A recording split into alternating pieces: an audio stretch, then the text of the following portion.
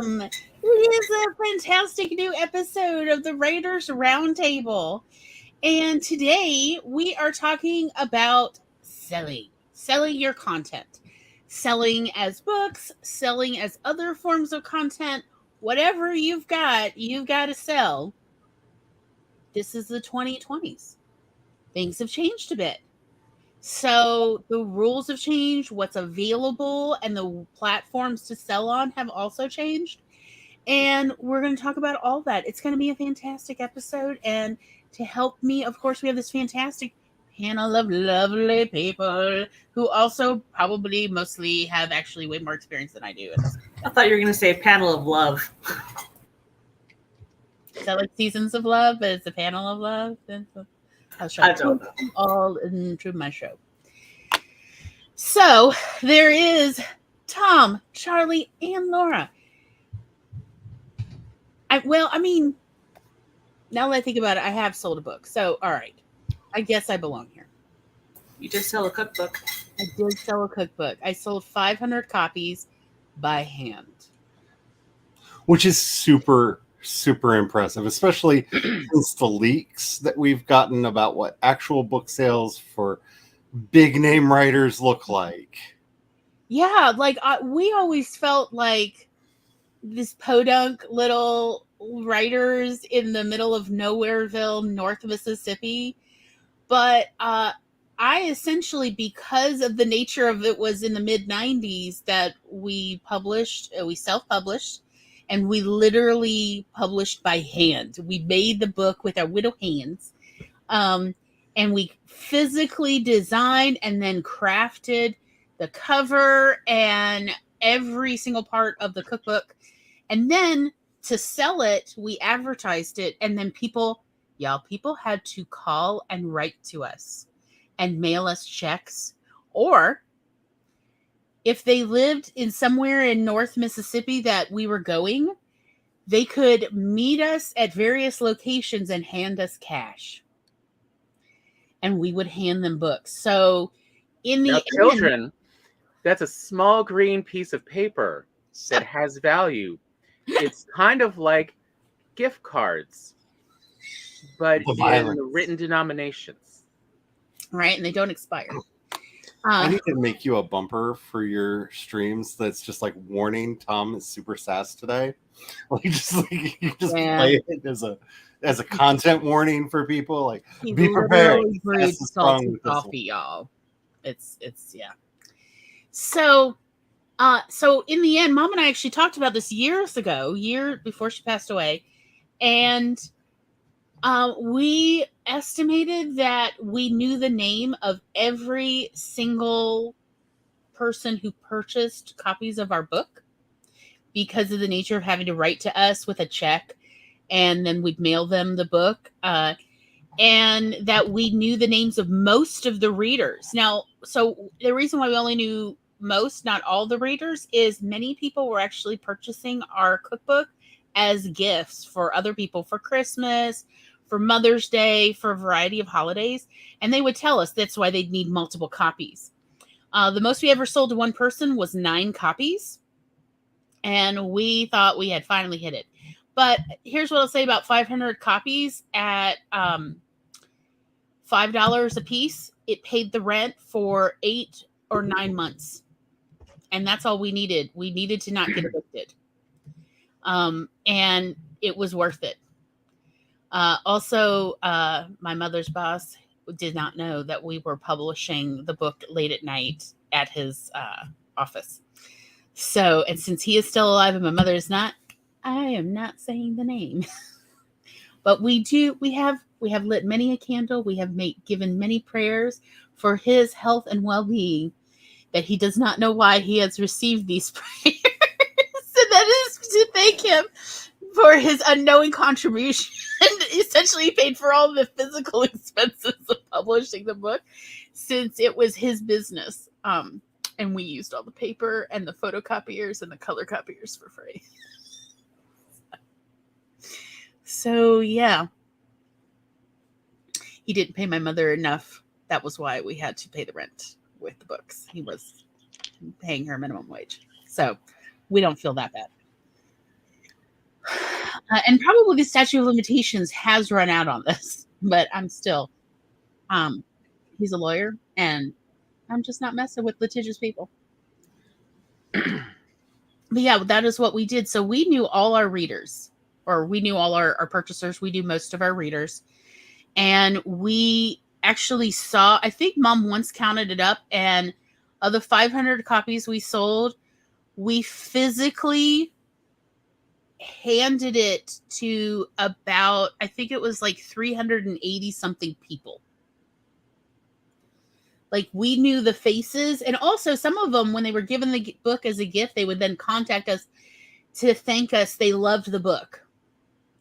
So the whole shtick of the book was, it was called Eating on the Cheap, and it was about how when you are so financially on the rope that you also are desperate, how do you cut costs in the extreme from your food budget? Food budget is often the last place that people can still cut cost. If it's like a matter of rent or food, you pick rent, right? You need somewhere to live. And so the last discretionary budget people have is their food budget. So how do you cut costs from your food budget if you've never been that financially strained before? Also, real quick, to give you an idea of how rough things were at that time, the bank savings account interest rates were between 6.5% and 7%. For that was not a CD. That was just a regular savings account paid 7% monthly. Like, inflation was really high. And this was in part a book that was based on my mother's experiences in the early 80s with the whole Reaganomics crap. And where she found herself as a young mother and wife, where, I mean, our parents were nearly destitute, and Tom and I already existed.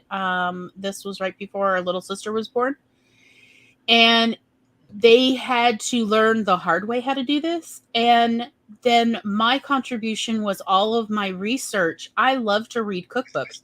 I love to read cookbooks even when I was a teenager. I was enjoying it.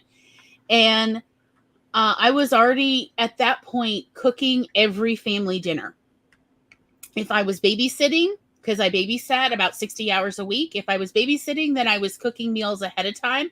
And it was just a matter of heat it up or finish cooking it, kind of deal. So I was full-time preparing all of our family's meals, and also working 60 hours a week and doing research to improve the quality of the meals, because while our mom kept us alive as children on an incredibly strict budget. And when I say incredibly strict, one year I saw our parents, years later, I saw our parents' tax return. And in 1988, their tax return was for $6,500 gross for a family of 5. So just to give you an idea, like, it's not like rent was like $1 a month, okay, y'all? Like, my parents were paying, I think, between $250 and $300 a month for rent at that point. So you could see how there just was like no money. And so my mother was impressed, since I was doing all the cooking, as I had been since I had come back from boarding school, that for like the last 2 years at that point, that she was impressed that I was on such a strict budget, because she was the one who set the grocery budget. And I was able to feed a family with, at that point, 5 teenagers, or 3 teenagers and 2 parents. So 5 people total with 3 teenagers, on like about $250 a month. And that is no mean feat. Like, try feeding 3 teenagers on that.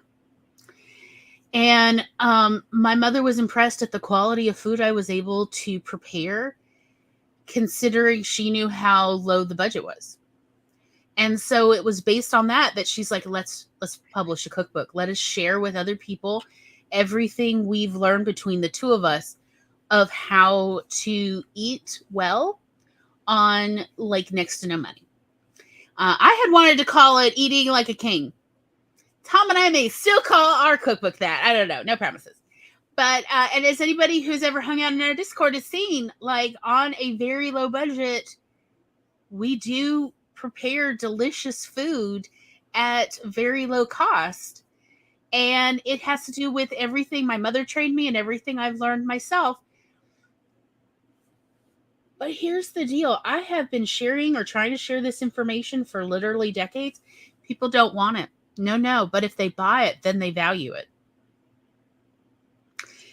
So the way to get people to actually listen to, here is how you eat amazingly well on very little money. And also, when I say well, I mean also healthy. Like low in preservatives to no preservatives, which we now know really are not good for people and are now being proven to shorten the lifespan of people. So how do you eat so well on next to no money? The implication is that you have to be very wealthy to eat like a king. And my point being, you don't. So see how to get that information into people's hands. And so here I am in the 2020s. Yes, everybody, tell me, share your knowledge. But here we are. And back in the time before the darkness took me and I went on my unscheduled mental health vacation, the main way that I was selling books was through the podcast. I realized very quickly my life's boring because, like, I don't travel, so I'm not getting all those really pretty Instagram pictures and stuff. Like, I don't do the things that are very internet friendly. You know what I'm saying? Like, I don't have that life that, like, look at this beautiful vista. I live in the middle of a swamp. Like, you don't look like a fashion model 24/7. You know? But with your morning routine of waking up with full makeup. And I knew that I needed to do something to attract attention, especially since I was writing stories that at the time were extremely controversial because, you know, they had the Gaia in it. And I was told by many editors when I was still trying to submit stories that they would publish it if I made the character straight. Like, this is the time period where I started my career, which is not in the dark ages. This is the 2000s. This is like not all that long ago. And so I decided to start a podcast because while nobody knew who my characters were, nobody knew what my worlds were, so there wouldn't be interest for that. If you like Star Wars, Star Trek, the various TV shows that I was watching at the time, there's a good chance you might also like my fiction, right? Because especially then I was writing a lot of space opera, and there was a lot of space opera on television. Farscape was on TV, putting out new episodes still. Stargate was still in the first series. The other spinoffs hadn't even started yet. So there was a lot of content coming out there that I knew that if I could convince people that, hey, I know what I'm talking about with this other stuff, and then happen to casually mention, oh, by the way, I have a book out, or just have a lot of times I just had the link in the show notes because you know what a great self-promoter I am and how much I love to talk about my own stuff. And I would be able to get an audience of people that also liked sci-fi and space opera who would then be interested in my fiction too. And it worked. I mean, by the time of my unscheduled mental health vacation, which was brought about a lot by a lot of stressors in my own life, one of which being I was working way too much. Like, way too much. I was sleeping very little. I was getting like 3-4 hours of sleep a night for an way too extended period of time. Don't buy into the hustle culture like that. But just enjoy Kevin Smith's recent post through People on YouTube. Yeah, you'll find it very similar relating. But it gave me something that I could talk about, that I was really interested in, that I was passionate about, that I could show not only my interest in the subject, but I could show how involved in the genre that I was. I could provide those credentials that when I then either said I have a book out, or people looked at the show notes and saw, oh, there's a book, they felt more comfortable clicking through that link and checking it out and eventually buying it. And I think that's where a lot of writers are going wrong in the modern age, is that while I love everything that we're doing here on AuthorTube, we're talking primarily to other writers. And yes, writers are readers. Writers will buy the books. But if you want that bigger audience, you need to be thinking about how you attract that general audience of non-writers that are going to be interested in what you are doing. And that's what the podcast provided for me. I could sit back. We were doing movie reviews, like we were going to the theater a lot. We had actually gotten to a point where studios were sending us early content and stuff to look at things. I will probably never ever be able to work with anything related to Star Trek again, because in the lead up to J.J. Abrams' reboot, they were sending me all kinds of early release content, and we were ripping it apart because, oh dear God, why is there lens flare on everything? Were their cameras broken? Like, we were saying this like before the movie came out, because we were getting these early scenes and early access to all this content, and we were like freaking out, like, what is going on here? Why is everything so shiny? Why did they polish everything? What? And so, that dried up. And of course, the other two movies, I was not invited back into this program. They did not send me anything for them at all. But it was able to build a credibility with that audience that let them to understand, oh, you really are a fan of this genre. You know what you're talking about. You're saying things that we are thinking. Oh, and you have a book out. Let me check that out. And that's really hard to do if you're just talking about your writing, because a general audience, they will care about that as long as you're writing it in an interesting way that will interest people that aren't just looking for writing tips.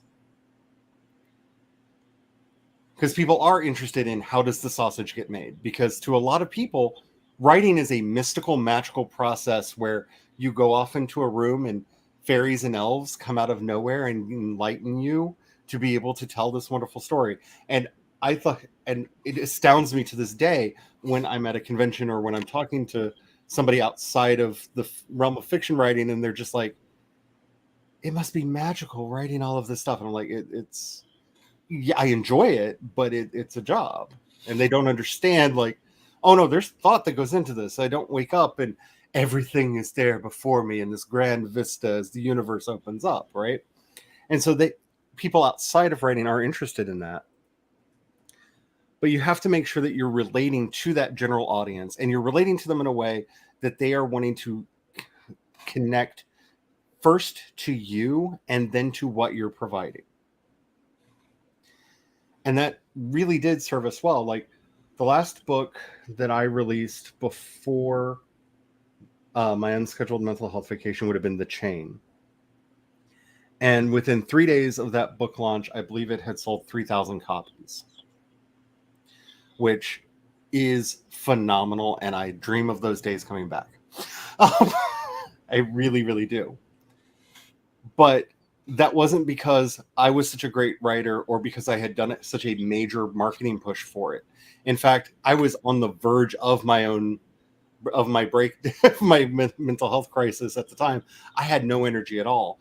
That was because I had built up this podcast audience and this blog audience that I simply put out a notice, hey, on Twitter, this book is out. And that was enough to get interest. That was enough to get people over there. I didn't do all of the big marketing. I didn't run ads for that book. I didn't do any of that. I think over its initial lifespan, it got up to around 4,500, 5,000 sold, which is astounding and really good numbers. And that was all based on me not really talking about the book. That was just having developed a following that kind of understood. At that point, we'd gone through a Charmed rewatch, and I was talking a lot about Charmed. We were talking a lot about Buffy, a lot of things like that, which, again, if for anybody who's read the Wanda and Weaver books, is very much in that vein. It's their monsters, magic, contemporary world. And people were like, oh, I really like Charmed. It sounds like you're writing super queer Charmed. Let me check this out. And such a big market. Like, it's truly a highway's width of traffic between those two. Did you say Charmed? Did you say queer writing? Go on. Yes, please tell me more. But that really was the trick to getting to sales was, I wasn't promoting the book. I didn't have the energy, the mental fortitude to promote the book. But I could be sat down in front of a microphone and, oh, what did you think of this episode of Charmed that we watched last night? Oh, blah, blah, blah, blah, blah, blah, blah, blah, blah, blah, blah, blah, blah, and talk forever about that. And that's really the secret to building this audience, is finding those other touchstones, those places where you can connect with them and pull them in. People found out about me that that probably would never have stumbled upon my books, because they too were interested in Charmed. They were interested in, like, when we were doing our Matrix coverage, because I'm old enough on the internet. I was podcasting when the Matrix sequels came out, so. But I was able to find people because they were also interested in those things. And that's really one of the biggest power moves that we can do, is find those related niches and just express your love for them in a way that is honest and sincere, because that fandom connects people. Fandom connects people in ways that we as a modern society are not yet willing to accept. Like, there are a lot of studies going around that are like, is fandom like neo-religion? Like, is this how cultures made religions in the old days? Is that what we're seeing happening here? And that's an interesting discussion. But I mean, the Greeks and the demigods. Yeah. Like, there's a pretty good case to be made there. Yep. And apparently it holds up over time, because someone was cleaning a statue of Hercules recently and was electrocuted. I guess they cleaned the statue wrong. You're disrespectful. The gods will come back and get you.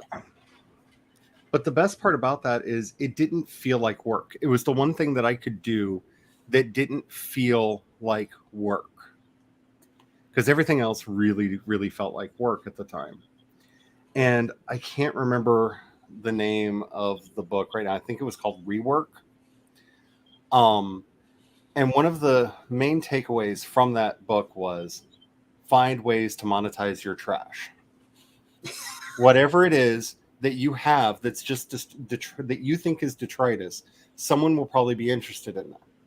And so when I started exploring certain ideas for a particular book, if I was watching Miyazaki, for example, talking about Miyazaki and those films, those Studio Ghibli films, was not just a way for me to express, hey, I'm researching this for my book. It was a way for me to express how much I admired those films, what I loved about those films, what I had problems with in those films, and to attract people that were interested in those films to me and what I was doing. So when work that I was working on that had some of those qualities in it was coming out, that audience was there and going, well, I seem to agree with you on the Studio Ghibli films. I'm willing to check out this project that you're working on too. And that's really what this idea of monetizing your trash is all of these things that you're doing already. If there's a way to put it out there in a way that interests other people and brings them in, it's a great way to bring those people in and attract an audience without ever having to mention, oh, by the way, buy my book. Let's say it really reminds me of two things we've talked before on here that we've also heard other successful writers discuss and talk about. We've seen. I mean, one of them is, I can never remember her name, but the one who talked about how to meming your book so that it's easy to discuss and talk about. Jiren? Yeah, something like that. Like it's the other difficulty is because the name is an odd name to pronounce. But also but it kind of combines with talk about, monetize your trash. I think a more positive way to view it, what can you do even when you're sick? What is that doesn't really require effort for you to do? Like, there's plenty of artists, and in this case, when I say artists, I'm referring to those who draw with their hands or with computer, who can do, thumbnail sketches and simple sketches. Even when they are sick with the flu, they can still make little fun designs that people are like, oh, go on, yes. So like that kind of low effort, kind of like we talk about, like, why do Gloria and I do these weekly podcasts where we're discussing things? And it's because Gloria and I knew for a long time that even when we are not doing well, oh yay, oh, Who the funk, don't you eat it? Oh, it came in. That Gloria and I can always talk. We can always discuss anything, even when we're not feeling well. Our family will talk and chat and enjoy things. Did you get all of them? No, I also got The Lovely Bones, which I have never read or seen. I don't yet know the plot twist. Do not ruin it for me. I'm about to say, do you? Is that a plot twist? I thought that was the whole point of the story. And then I have. There's another twist, Tom. Oh, that one. Yeah. No, I wasn't even thinking about that part. Yeah. Which part she did. Don't ruin it. That's in the first few pages. First 7 volumes of Blood on the Tracks. Wow. Which is a horror manga. Yes, that's why everyone looks so calm. Yeah. Yes. It's horror. This is before all the horror happens. Yeah. So happy. Happy, No. wholesome. I was gonna say, and like, for me, this is one of the ways Yeah. of, Laura finding her audience is she loves horror. You're always fascinated by how horror stories roll out and what it takes to make a good one. So no one's surprised when you write horror and they're like, go on, how'd you interpret this? Because, you've already essentially shown your credentials by, this is what I'm interested in, this is what I notice, this is what I pick up on, as the critiquing, shows the knowledge you have about the subject. And so people are interested in what else you're doing, especially, let alone novel, original stuff.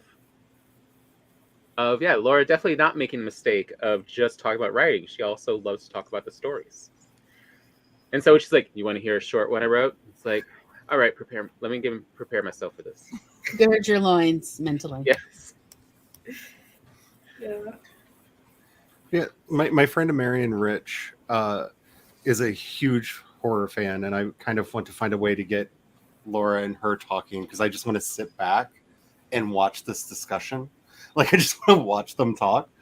And that's, she and I started doing this a long time ago, and so she started horroraddicts.net, which is a podcast and website just completely dedicated to all things horror. And I had a story come out on a podcast today. It's the No Sleep podcast. Nice. It's wonderful. And what she did that was really brilliant is she found out that her superpower is in editing. And so while she still publishes her own original stories under a couple different pen names, because she also writes truly adorable romance books that are so different from her, oh my God, how much blood can you put on a page horror stories? So separate pen name. But she was very good at finding these cadres of writers that were writing similar stuff. And so a lot of her like business has turned into making anthologies. So she'll have a story in there and a lot of other people will have stories in there. But because it's an in-house anthology company, she's not getting paid the pennies, if even pennies, that anthologies pay, because way too many anthologies just pay in free copies of them, where she's able to pay the writers and pay herself, because they've cut out a lot of that production in there.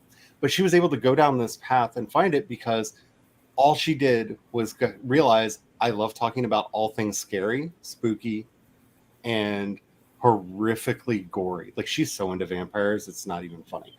I mean, she definitely sounds like someone who also enjoys. What is that?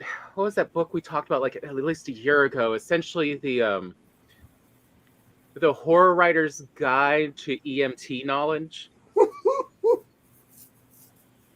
I think, Laura, I think you have it, maybe. Or Blood on the Page, or it's the one that talks about like what blood vessels do when you rip an arm. It was, what is it called? Body Trauma. Yeah, that one. I was like, she also sounds like someone who's, if she doesn't have it, wants that book. I was about to say, like, at first I thought, Tom, you were talking about like ESP. Oh, like, no, I was just like, are you talking about my friend Jay Wiseman? Like, who used to be an EMT. Yeah, no. And yes. No, that's EMT knowledge for a totally different fandom. Yeah, that's what I was like.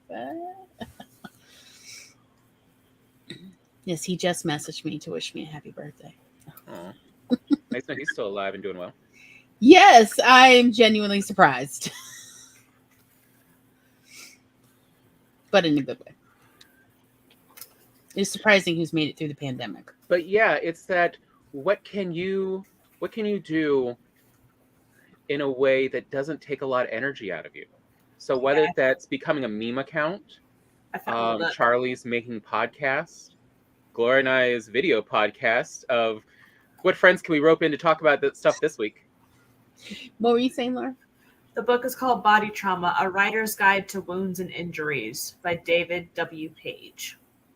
And I mean, it is a cool book. Like, if you're into the subject, it's definitely not for the easily queasy.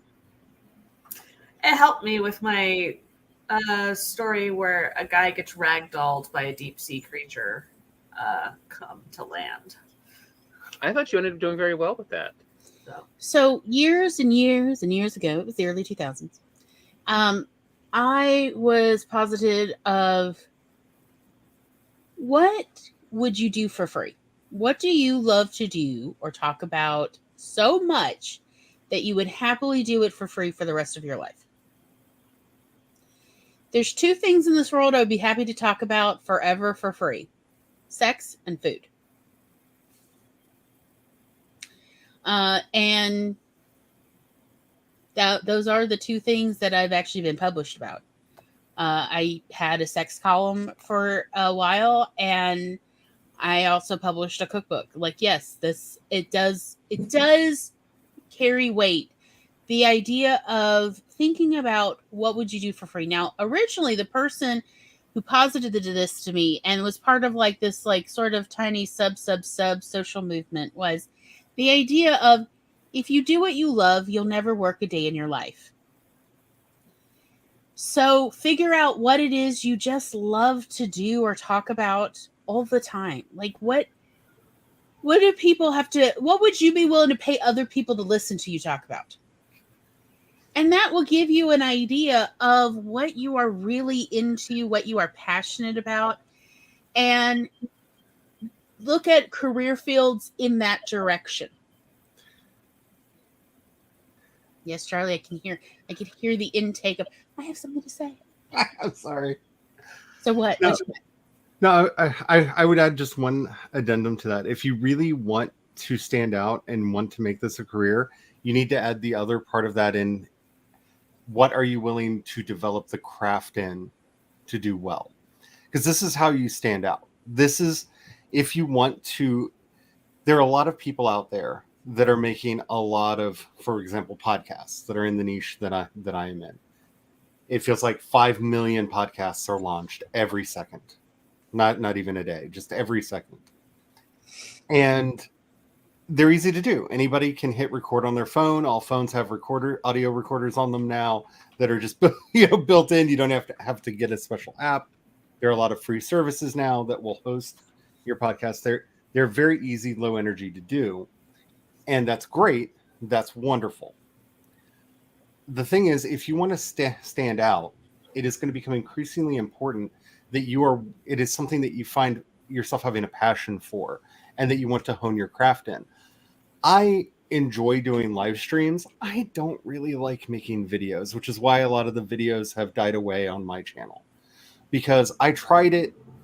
It's draining. I feel tired when I'm done. It's not even like I put in a bunch of work and I'm tired. It's just, oh, this is just too much. What? Oh yeah. It's like doing homework. I lose the will to live when I have to edit my face. Oh yes. God. And so if you're really wanting to make this a career, when you're thinking career, find something that you are absolutely like fascinated by. Shut up. I love audio. No, it's just, is that the new parent phrase? Edit your face. That like that when if you are. Oh no, you don't, miss. Edit that face right now. Fix your face. Is that like the new? Yeah. Edit your face.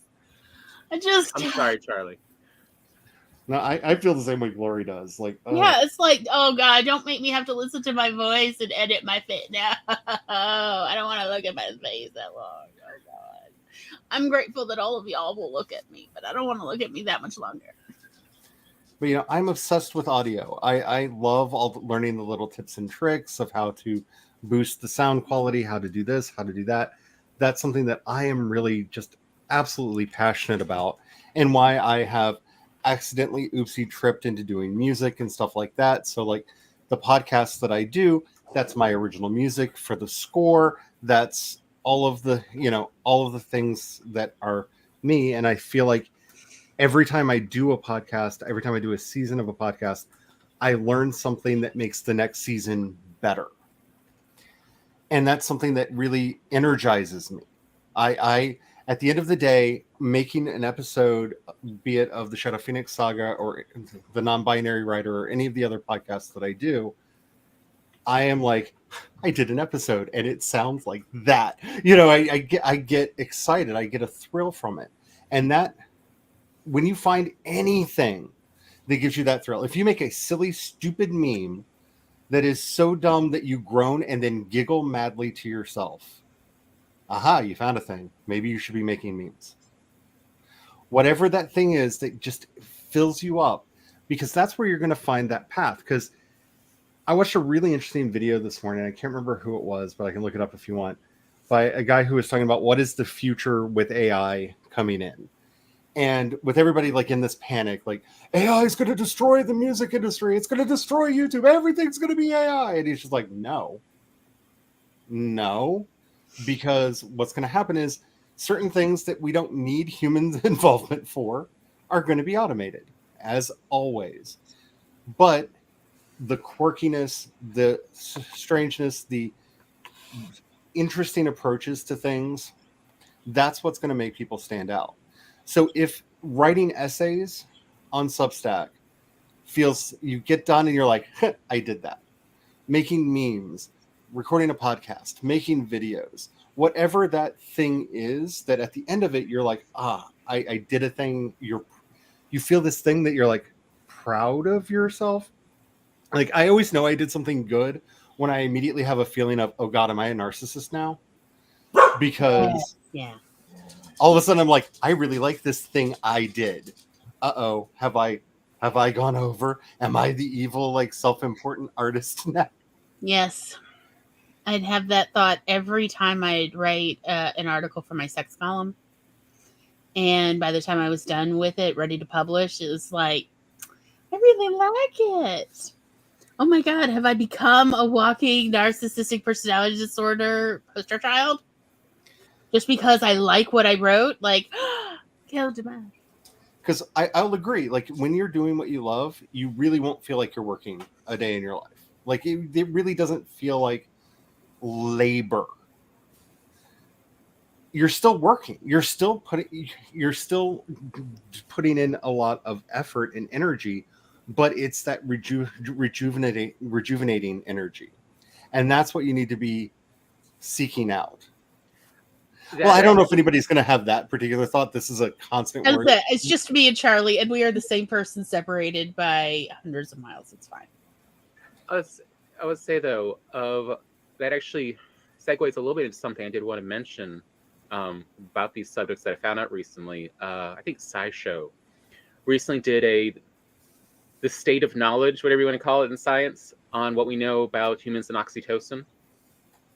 And something they pointed out that I hadn't heard explains a lot of things to me is, so oxytocin, they now have found, puts your brain back into that childlike learning mode. When we talk about the critical stage for children of where they can learn just about anything really fast, that actually seems to have to do a lot with oxytocin. And we know, and while it is actually hard to ingest oxytocin and get it past the blood-brain barrier, although MDMA, it turns out, does help with that. So they're looking at that for therapy. But one of the things Gloria and I years ago looked up when we found out about the uses of oxytocin was cute things. So if you really want to learn something quicker, you need to find things that make that Jeremy Renner interview face.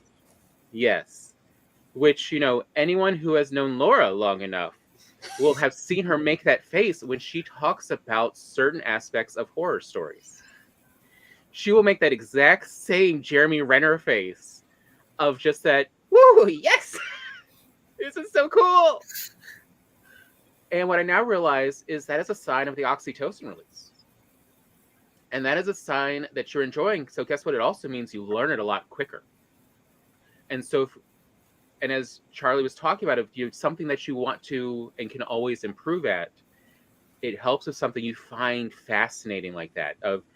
But happy, fascinating. Like whenever we look at kittens and puppies and bunnies, there's a certain part of it's always like, go on, I want to see a little bit more of this cuteness. Or, certain babies. Little tiny turtles. Yes. Or sea urchins with hats.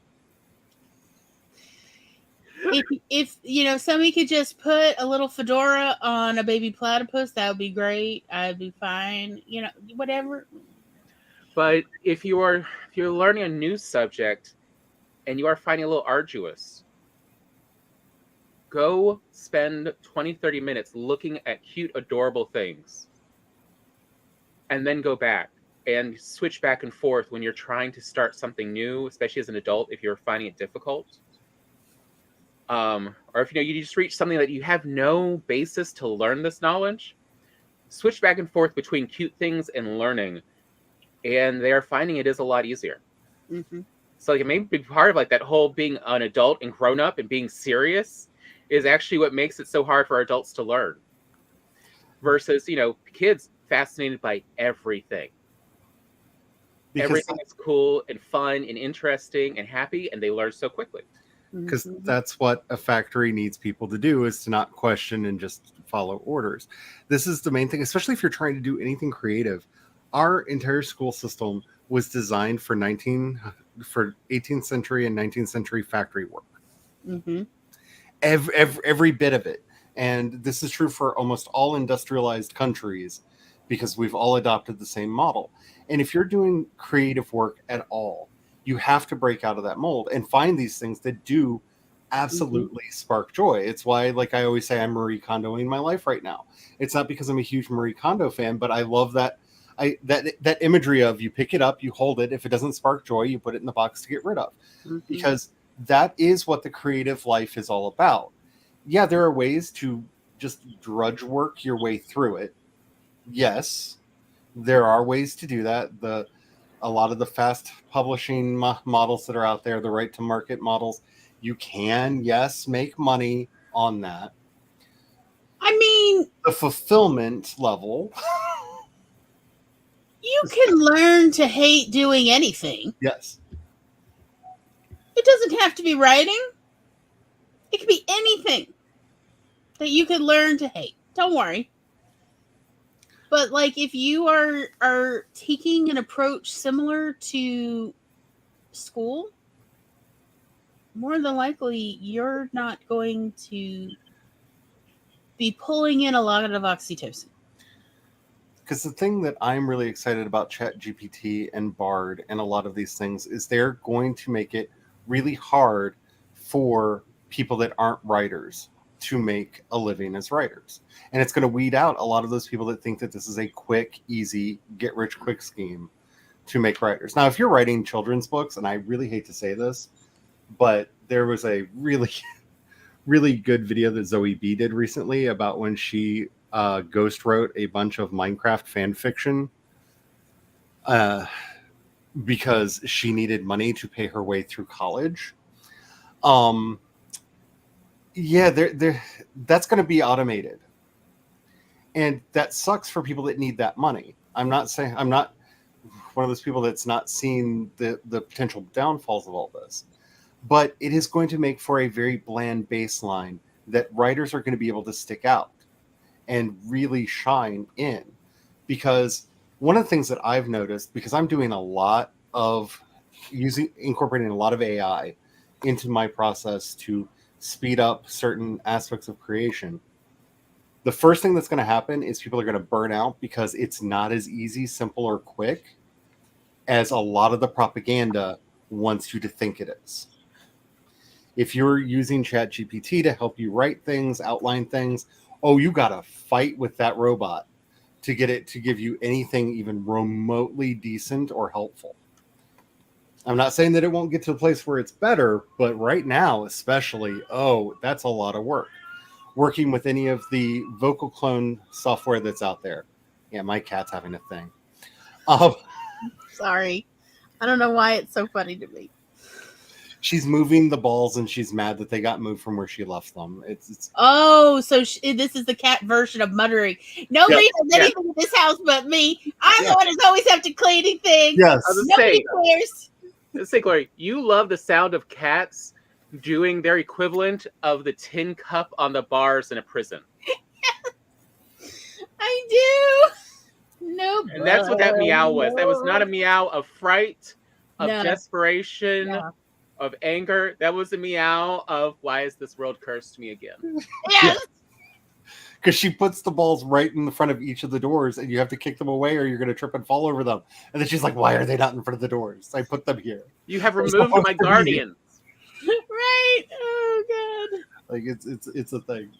But yeah. I'm sorry. I don't know why I find it so funny every time. I don't mean to be disruptive. It's just, it tickles me. Cats bitching at anyone, everyone. It's funny to me. But, a lot of this stuff does take a lot more work than people are used to. Yes, I'm using Midjourney to make a lot of to make all of the cover images for the Shadow Phoenix Saga. Very few of them did I not have to pull into Pixelmator to completely redo aspects of them, right? Mm-hmm. And that's the thing. Anybody who's looking for that quick fix, AI is not it. Anybody who's looking for that quick fix, if you're wanting a career, there is nothing quick about this. We say this all the time, but it's 100% true. Persistence is the one thing that you need to make it in any of these industries. And that's what you need to find, the thing that it doesn't feel like the end of your existence to persist in doing. If you're feeling that way, you will burn out. I am the voice of experience here. When I was running my original series of blogs, and I was writing for way too many, I'm not even going to get into numbers because people start writing me letters like, did you not realize? Yes, I realized, but money's capitalism. But most of that work, yeah. but the vast majority of that work was I would get a press release, I would rewrite the press release, I would post it. Dear God, save me from rewriting press releases. That is soul-crushing, just frustrating, boring work. Oh, it'll suck the life out of you, I know. That is what I'm talking about. That stuff is going to be done by the robot. Automated. Thank God. Thank God. Yeah. But for those of us who want to use these things creatively, it's going to take effort. And it's going to be the people that are willing to put the effort in that are going to make it. And that's really what you need to be asking yourself is, what are you willing to invest the effort into? Laura's book is Tiny Shivers is going to be successful for several reasons. One, she worked hard on each and every one of those stories, each and every one of them. She then, I personally would say, they're novel stories. I would personally say over polished this book, like from what I would do with all of the artwork and all of she loved this thing. This was crafted like a diamond in the hands of a fine jeweler. Show us your book, Laura. Right? I don't have illustrations are gorgeous. Uh-huh. I don't have the time, energy, or mind to do this kind of work, even with access to Midjourney and everything else, right? Like, one of the reasons why I started playing around with Midjourney is I felt challenged by what Laura was doing with Tiny Shivers, because as somebody who's been on the back end getting to see a lot of this coming together, I was just like, oh, I am failing in all of my creative works. But how many people are going to put in the effort? Because those aren't just the big pictures on the page. If you notice, under each title, there's a little picture too. Mm-hmm. Like, she gilded this lily in the most beautiful way because she was passionate about it. Mm-hmm. My also are spider webs. But also it helps that it's all gilded appropriately and it's tailored to the subject. Mm-hmm. Like, again, you can't have an AI do that very well. You need someone who's interested in it to know what two other humans would find this interesting and fascinating. So my formatter actually asked, like, how over the top do you want this? So and you're like, oh, totally over the top. Over the top. So one of my stories has a list of names and bloody fingerprints, and they literally put fingerprints across out names. I was like, yes, thank you. I mean, how expensive would it be to have a little sound chip so when you open up the book, it just goes, fabulous? Yeah. See, this is what I'm talking. That's how over the top I want it to be. But this is what I'm talking about. This is why Laura is, like, when I always say Laura to me is the one that's going to be the big superstar. It's not because I'm denigrating anybody else's efforts.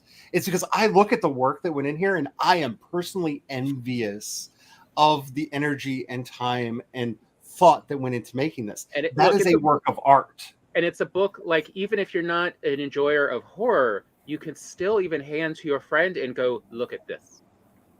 Just look at it. It is fascinating, even for a few minutes. You're like, oh, let me look. Oh, this is, what in the world? Okay, now I have to find out where this is go to. Mm-hmm. And it will keep them fascinated. So I knew going into this that this was going to be a passion project. And so I knew I may never make back all the money that I put into it. But I have a full-time day job. And so I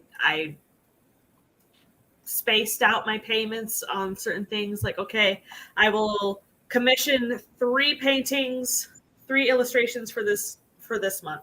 And then a couple months later, okay, I'll commission 3 more illustrations. And so over time, I was able to get all of the artwork, get the formatting, get the developmental edits, get the copy edits, get the illustration for the cover, buy the fonts to do the text on the cover myself. So yeah, like it was a labor of love, but I spaced it out over 2 years basically.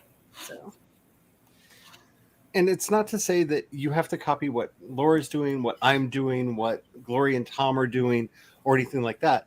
The trick we're trying to get you to see here is find a way to be your version of what Laura's doing. What is your passion project? What do you want to put all of this energy into? Because when I talk about Tiny Shivers, it's not just that book. It's all of the live streams she's done where we've watched those giddy faces as she's writing the stories that are going into it. Yeah, we know. Or, as we all discussed when we got to those Christmas cards. Yeah. With one of those short stories of, oh, you got to see this. Yes.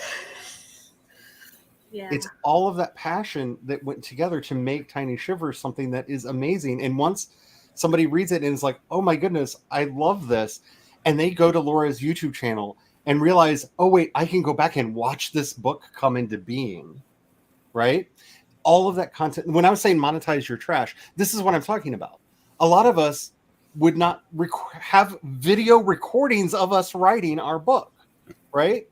Mm-hmm. We can see as these stories are coming into being, we can see the joy, the sheer amazement of that process. That's all there. And that is something that develops fans, and fans are the ones that are going to go out and sell your book for you. Those are the things. All of the people that pre-ordered signed copies, I know them. Mm-hmm. Like either through AuthorTube or through real life.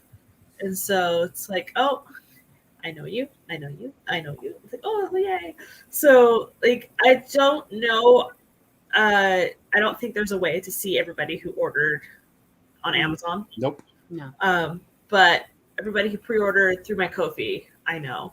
So, my initial thought going in was, if I can sell 20 copies, because this is a niche, this is horror, short fiction.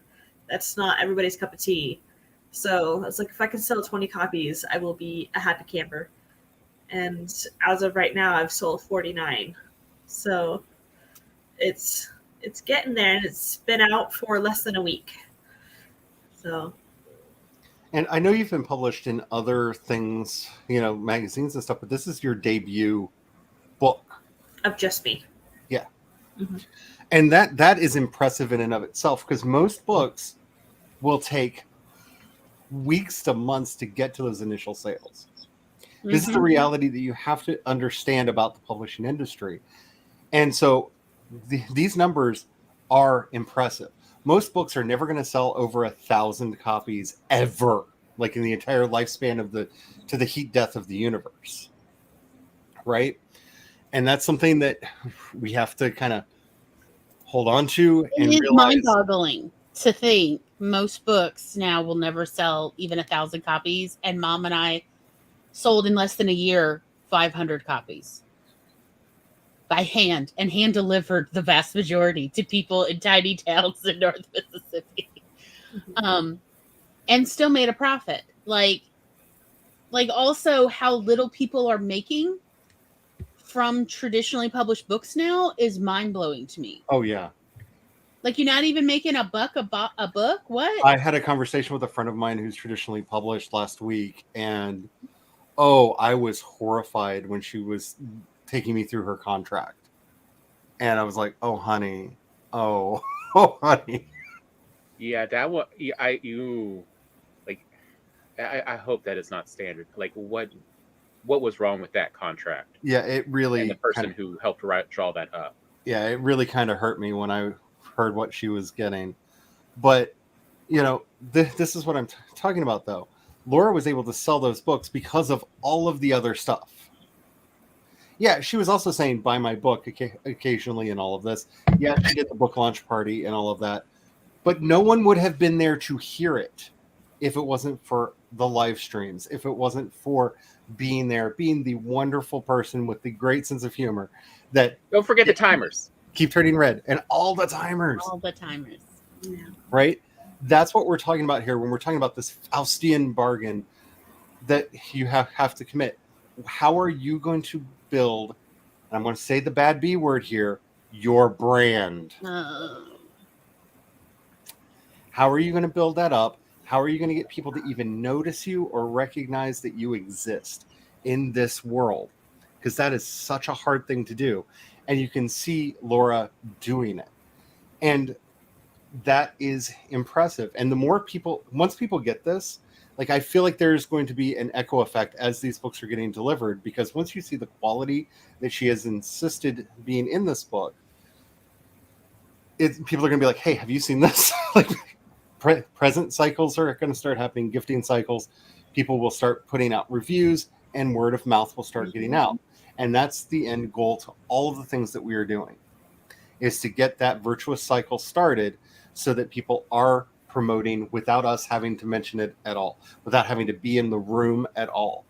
Some of my biggest stuff has been because other people promoted it when I didn't have the energy to put into it. Having those fans is everything. I have a couple of people who have been continually posting Instagram reels and things like that for Tiny Shivers. It's like, I didn't ask them to do it. They just do it. That's because it is this beautiful passion project. Yeah. It is worthy of it. So we're going to take a short break, but when we come back, Laura, what should we talk about? You're the one who's like in this process, like you are in the thick right now. What should we talk about? Do we want to talk about selling short things to anthologies, or do we want to continue on with standalone books? No, like we'll talk about selling short fiction or short bits, anthologies, Cool. and just in general getting your stuff out, because like technically Substack would qualify for that. So Substack is also another way to publish your works, especially your shorter works.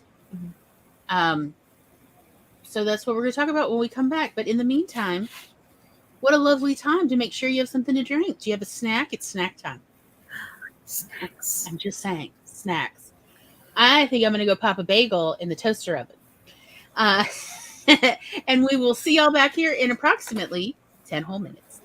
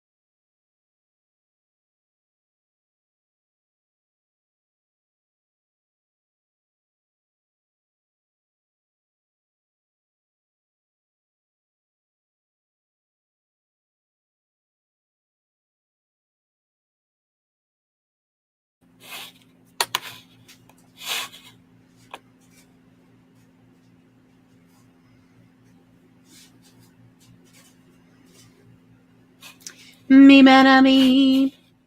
Me mana me mana me mana me. Me mana me. Me mana me me me mana me. Yo. Yo ho ho.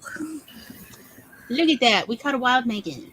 Yes. Hopefully my computer will continue to work. Yeah.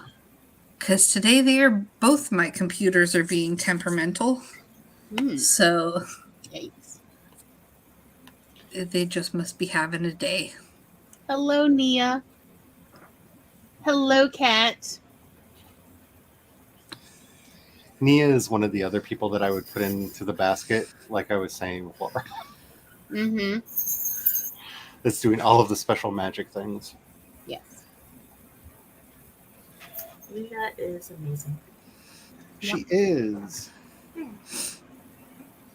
The only problem is she's not on camera right now, so I don't get the same joy out of making watching her squirm. Yes, like I compliments. Yeah. I need that vicarious enjoyment of just. You're roasting from the inside out. I have done my work well.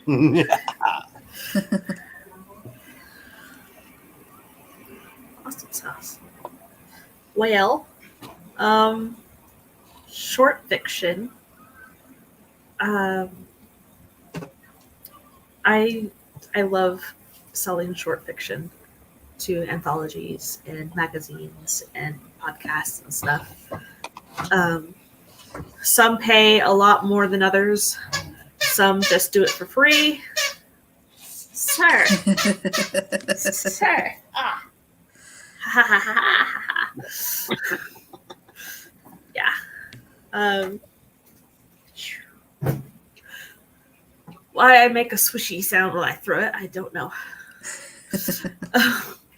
Yeah.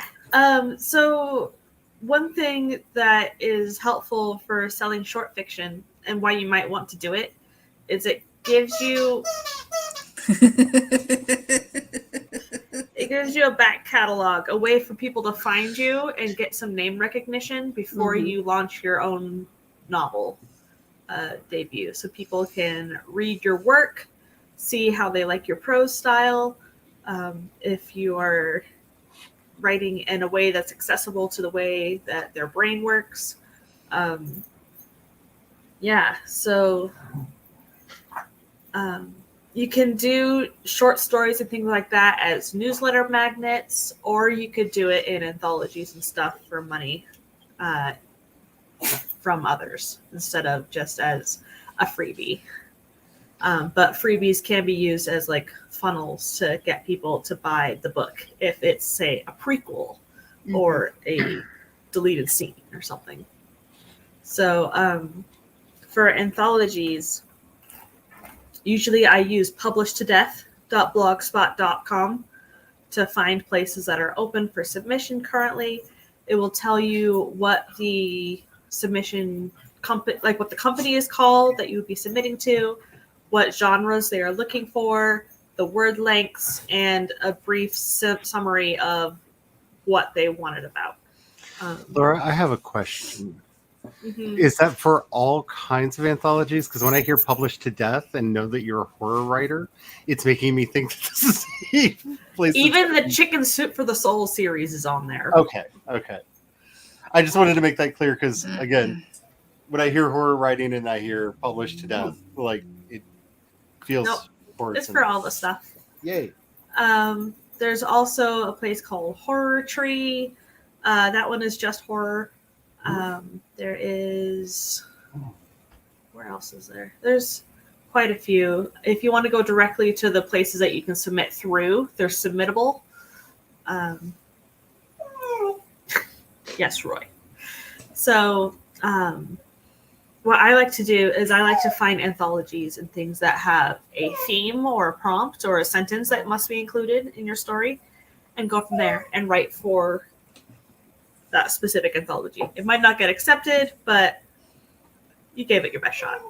So a lot of these places are below professional rates, which is like 8 cents a word. So keep that in mind, sir. So you can submit to the higher paying publications first.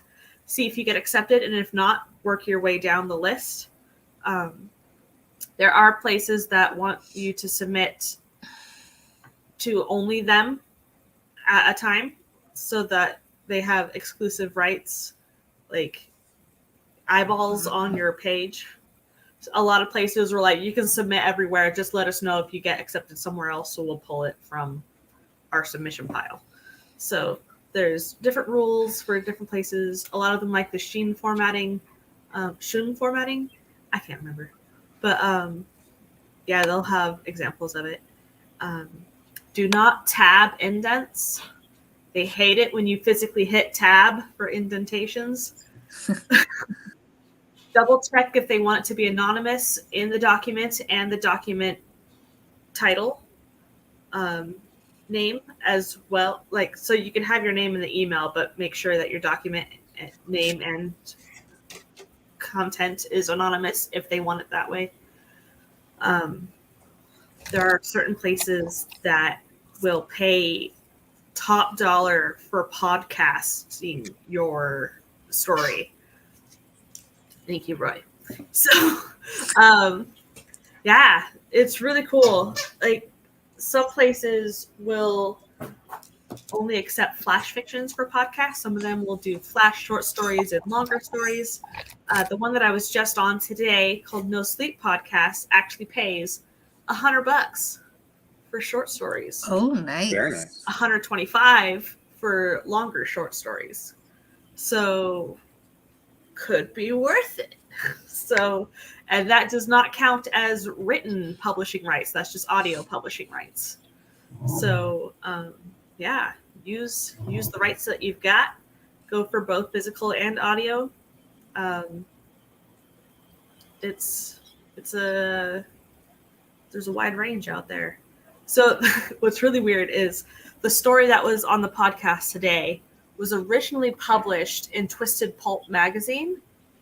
And I heard about the magazine from a writer friend who had a friend who owned the magazine and were looking for stories. They couldn't pay. So I submitted the story to them and they published it for free. But my audio rights got me $100. So yeah, just go with what you got, I guess. It's really fun. And make sure you have like a spreadsheet to track all this information in, because it's good to like check back later and, you know, kind of see what you're doing and see where you can improve, see where, you know, you can keep track of, like, just keep track of everything. It's just handy. Yeah. I You do too many. Because, like, yeah, you need to know who's that first first publish for how long, and when the rights revert back to you. Mm-hmm. I would say that it seems like the vast majority of these groups, the rights do eventually convert back to you. Yeah. A lot of mine are, you just have to let us publish it first and then you get it right back. And some of them are a year. Yeah. And like the last physical print magazine I published in, it was for 3 years. So you better believe I was watching it as soon as I got those rights back. Like, hence you saw that I started like reading some of them on these various podcasts, sharing them as appropriate. Just to like give you, like when we were doing pitches, the one I did where I just made pitches for various books I had read, of be aware when rights revert back to you so that you can use them for whatever you want, but you certainly don't want to run afoul. So again, that is where a spreadsheet comes in handy if you've got a lot of different articles or stories out there in various forms. you'd want to be aware of it so that if somebody's like, hey, do you have anything for this? We'd really love for you to submit. You can even look at your spreadsheet and see what's available. And you'd be surprised how many of these actually don't mind republishing ones that if it's been especially more than 5 years, because especially if it's one like they might have heard of or others have heard of, because people will actually specifically looking for ones they know of. Like I can't remember his name offhand, but he wrote Glass Menagerie, and it has been so many. Say again. Tennessee Williams. No. A recent one. He's okay, not American. Glass Menagerie. Okay, yeah, no, not the. It's just called. It's about little toy avatars, almost like little golems. This really sounds like this writer was riffing on the Glass Menagerie. Okay. Might have been. But of like how many times I've heard this in audio and written form, seen it republished. Of like, no, it's because people like the story. It has eventually won awards, and you'd be surprised how much they're not as worried about originality as they are what brings in the audience. And the audience likes familiarity, so they actually want some repeats. And that's also like good to keep track of the rights and everything for when others can use them. On the submission phases, they will say no reprints if they don't want reprints. Otherwise, you should be good to go. And do be mindful of any of the larger publications, because I'm not going to say all of them, because it's not all of them, but a lot of the larger publications do want perpetual rights to your stuff, because they want to be able to include it in their own anthologies that they put out. They want to be able to potentially hire other authors to continue the story without your input. And that will be spelled out in the rights section of the contract that they give you. This is fortunately because a lot of writers have rebelled against this practice, not as common as it used to be, but I have still seen it in some of the contracts that are out there, mainly with the larger companies. Like if it is a magazine that is put out by one of the big, what are we at? 2 publishers? Let's say 2 or 3. 2 or 3, whatever we're down to now. There is a chance that they will be wanting a perpetual right to your work, and that they will not revert the rights to you again, because they put out their own anthologies and stuff, and they don't want to have to pay you again when they put it out in that form. Of the word perpetual rights and universal rights. Yeah. These are the 2 that they should be red flags to you in any contract. Yep. Everything else should be just negotiable. But because, like, they are asking forever. Yep.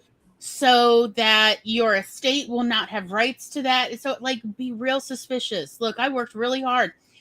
In my divorce, I got hardly anything. I got the dog, and I got all intellectual rights to my works forever. And it was worth giving up the house, giving up everything for the dog and perpetual rights to my intellectual property.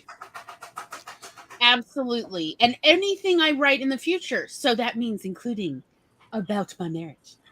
I have full rights, and I made sure my lawyer understood. I don't ever want to have anybody say anything about my intellectual property, both what I have already written and what I will write in the future about anything, including about my actual life or about my fictionalized experiences as a wife. I don't want anybody saying anything about like, oh, you can't, or you have to, like they have editorship or censorship rights. And my lawyer made sure it's the only thing they got right, because it matters. And yeah, he was willing to sign it away because he didn't think that I had any value. And maybe I won't. Maybe I will absolutely die in obscurity, but maybe I won't. So you never know.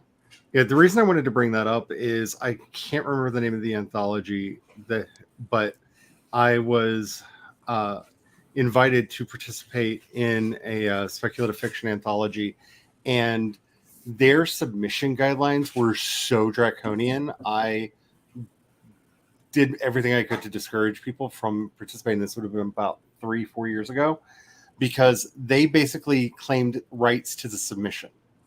So if you submitted an idea to them, you weren't allowed to rewrite that for something else. Yikes. Like they were claiming like ownership of the idea. Mm-hmm. And I read that and I was like, wait, what? This isn't like 1996. Like, what are you doing? I came across something similar about 4 or 5 years ago, and I wonder if it's the same thing. But yeah, it was a very inspiring concept idea, but I'm like, excuse me, no. You don't, and it was like, it literally had in the submission of universal rights, including translation rights. I'm like, oh no. Yep. Highly sus. And like I said, fortunately, this is becoming less and less of a common practice. When I first started writing back in the mid 90s, this was, if you were submitting to magazines, almost a universal thing that you saw in all of the calls to submission. That basically, if we publish this, we own it, lock, stock, and barrel, and can do whatever we want to with it going forward, including making derivative works with a different writer. They were very clear about that. And fortunately, that is becoming less and less of a thing. But the problem is the magazines and anthologies that are still doing it are the ones that would have a bit of cachet to them. They're from the larger publishers. They're from the publishers that you do know the names to. I'm not going to say the name of the company that I think did it recently because they sue people like crazy. But it sounds like a thing that you would use to chop wood with, basically try to get the universal rights to all of the stories that they accepted for their anthology that they were working on. And I think they eventually had to backtrack on that because I remember a huge backlash around it. So some of the larger publishers are still trying to get that.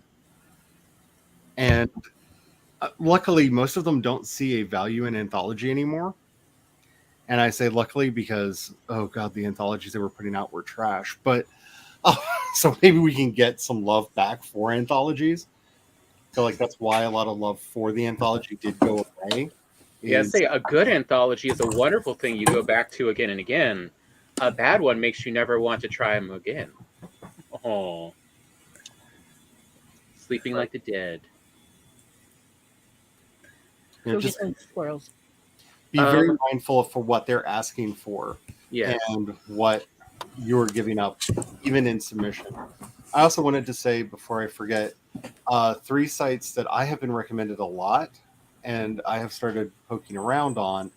Not all of them are free, but I have a lot of friends in the industry have been talking about duotrope.com as a place to find places to submit to, newpages.com as a place to find places to submit to, and almost all of them to a T have been saying that they use Submittable for almost everything that they do. And I am not big in this industry. I am not giving a personal endorsement to any of these services. It's just I've been talking to a bunch of friends of mine because I've been thinking about trying to expand out of indie publishing. And these are the names that they keep bringing up as where they're finding work. So something else I kind of wanted to bring up, and it's beside, it goes alongside of what Laura was talking about with, the short fiction submission, and also just building your brand. And it's one of the secrets to doing this is, so what was Laura's thought process with the book? She wanted to do it. She was doing a passion project. She wants something she could hold that she would love and be able to show other people and go, look what I made. Don't you wish you had made something like this? Would you like a copy? Of just something really cool, unique to her, she made. And the same also with the short fiction of just who's out there, who can I submit to, who will I get accepted by? This was not I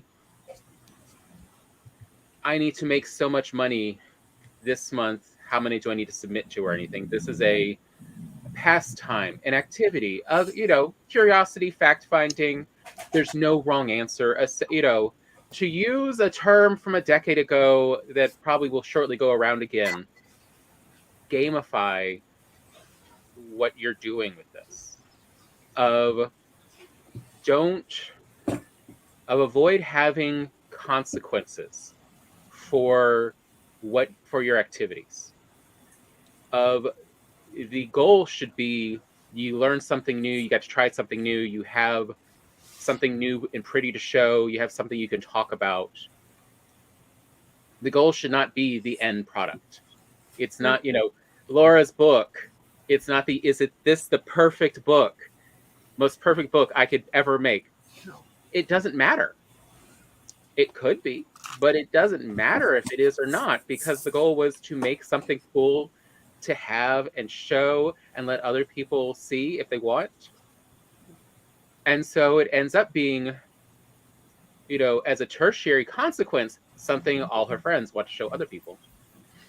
So also make sure that your goals are something that you have control over. Make sure that your goals are, I want to submit, not I want to be accepted. Yes.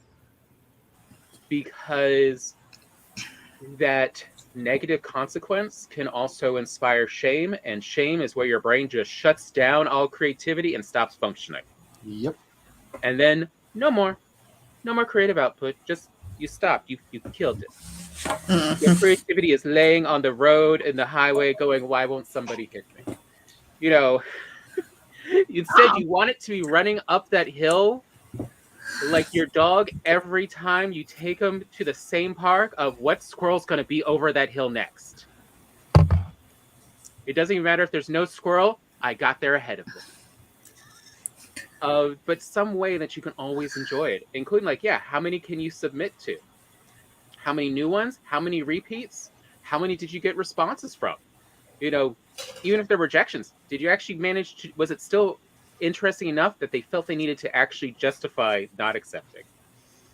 Isaac Asimov talked about submitting to one magazine 4 times a year for 3 years at that point was just to wear down the editor till the editor would accept something he'd written.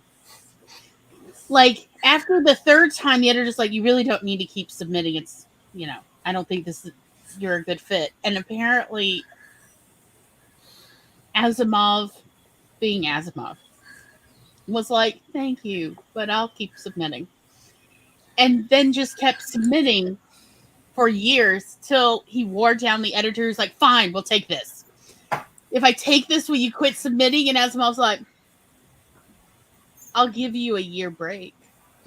like just like that kind of orneriness. But, as Asimov pointed out, look who got into a magazine that I was definitely the lowest class writer in this thing. I brought the whole magazine down to my level. I regret nothing.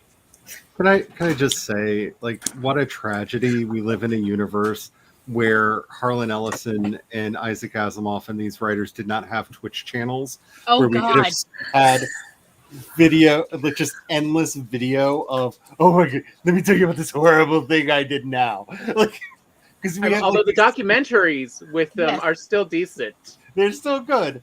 But just imagine. Can you imagine Harlan Ellison? I'm going to write for 24 hours because I hate write.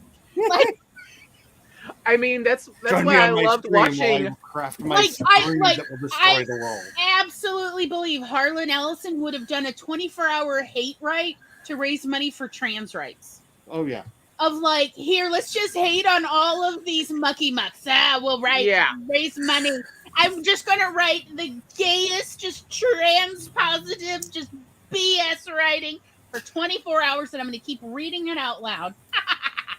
Because I just feel like we've lost so much. But that was why I watched the 2 hours of what's her name, Jessie Gender, essentially doing a 2-hour whiteboard shitpost on Star Trek canon and yes, and the whole I guess the whole canon of Star Trek. Yes. and how ridiculous it is. And it's like, yes, I'm here for 2 hours. Wasn't it Of like a 2.5 fan. hours? Like, seriously, Jesse. I Oh know, my but it's God. a delicious 2.5 hours It's so of good. here's Is all that the BS of this fandom I love. You tell she loves. I mean, she is wearing several different Star Trek uniforms throughout. The podcast we missed out on, like, where was the "We're Writing Good Omens Together" podcast? Like, yeah, oh, to live in a world where that existed. But to watch as Terry keeps changing phrases Neil has put in there. yes, I mean, now let me add this part in. So this is now even crazier thought. Aziraphale had. Mm-hmm. but more seriously though, the reason I bring that up is my greatest regret from my previous writing life is I did not have a good connection to my audience. And if we're going to talk about the Faustian bargain that you need to make, have a Substack, have a website with a .com, even if that points to your Substack, that you can put in your bios. Because as I'm talking about, I had thousands and thousands of books being sold. I always forgot and neglected promoting that I had a newsletter back then. So I got maybe 35 signups to it. So when I had to take a break and came back, I had no connection to that audience whatsoever. And it needs to be a connection you own and control. This is not your Twitter account. This is not your YouTube channel, your Tumblr, your Instagram, your TikTok, whatever that you do not own those relationships. If Twitter goes the way of the dinosaur, which it looks like it's going to do, all of the people that I have curated this relationship with, I have lost them because they've all stopped tweeting. They've all stopped using the platform. And I cannot talk to any of them anymore because I didn't get them onto my newsletter or onto something that I controlled and had access to regardless of the platform. And as we're living in this shakeup that we're having right now, where I'm not saying that Twitter is going to go away, but Elon Musk keeps saying he's going to turn it into a dating site. So, What? that's a thing. Yes, But there is a kitty over at Charlie's. Yes, that would Who be is better. complaining that people keep moving her crap? Yeah. This is McGonagall.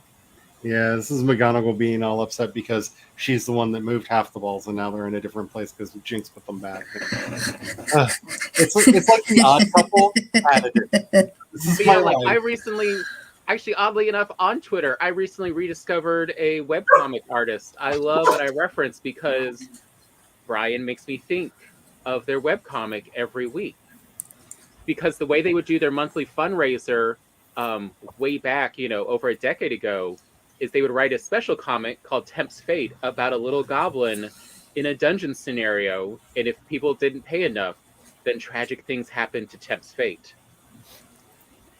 That checks out. And most months, though, they succeeded in their funding goals. Fascinating. They've now transitioned, which I know, but it's they write goblin comics and stories. I'm not surprised.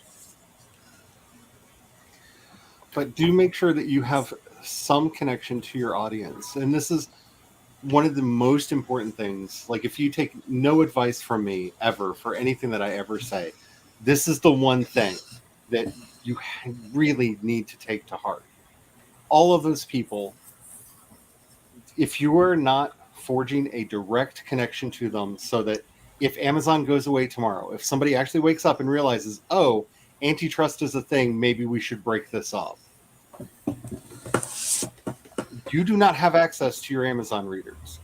You do not have access to your Twitter followers or any other social media that you are on. You need to have some place, like MySpace. I really, like, every time I load Twitter, I have weird MySpace vibes because it's like the last days of MySpace all over again. It really, it's really hitting hard anytime I go over there now. But make sure that you are owning those relationships. There are a lot of tools that you can use. I'm not a paid spokesman for Substack, though I really feel like I should be because I talk about them a lot. But you know, what I like about them, why I decided to build my platform over there, was I own that email list. If I decide I don't like them anymore, I can export all of my followers, move to somewhere else, upload that list, and I have not lost my audience. And that, to me, it was their biggest selling point. They have other selling points. We did an entire episode about it, which you can go see over on Glory's channel. But you need to own that relationship, and you need to build that relationship up, and be very careful about how parasocial you get with that relationship. But you need to have direct access to your readers. That is the most cliche but vitally important thing that you can do. Because I really wonder, because I have gotten a few emails where people were just wondering if I had died and found something else I was doing and went, oh, "You're still here. Are you ever going to write book 2 for the follow up to Shine Like Thunder?" I'm like, oh, that's the one they always ask about. But so, a few people have trickled back in over time, but because I did not manage those relationships in a way that I had access to them, I lost them. I'm starting again from scratch. Don't let that be you. Learn from the cautionary tale that is my life. And the reason I say have a .com is a publication may not want you to have a .substack.com address or a .mailchimp.com or whatever, wherever you're wanting to host your newsletter at. But if it's lauranettles.com or whatever, they're probably not going to check to see if that is also on a Substack, right? So having that .com, also it's good for branding, but having a .com that you can put in there does help you get around some of those restrictions of, oh, but we don't allow links to this site. Okay, well, how about a link to my site? Happens to be their site. They're not going to look. It'll be fine. You can get through. But own them. Own those relationships. Because that's really what you're building up here. And again, it's not make sure your goals are stuff you can influence and not something that requires other people. Yep. So it's not how many people have I gotten to add this month to my thing. It's how many interactions have I been able to do. One of the things I think that actually helped us sell 500 copies of our cookbook was in the ads that we placed. So yes, we did place an ad. We purchased a block of the equivalent, our local equivalent to a penny saver. So it was like once a week for 3 months.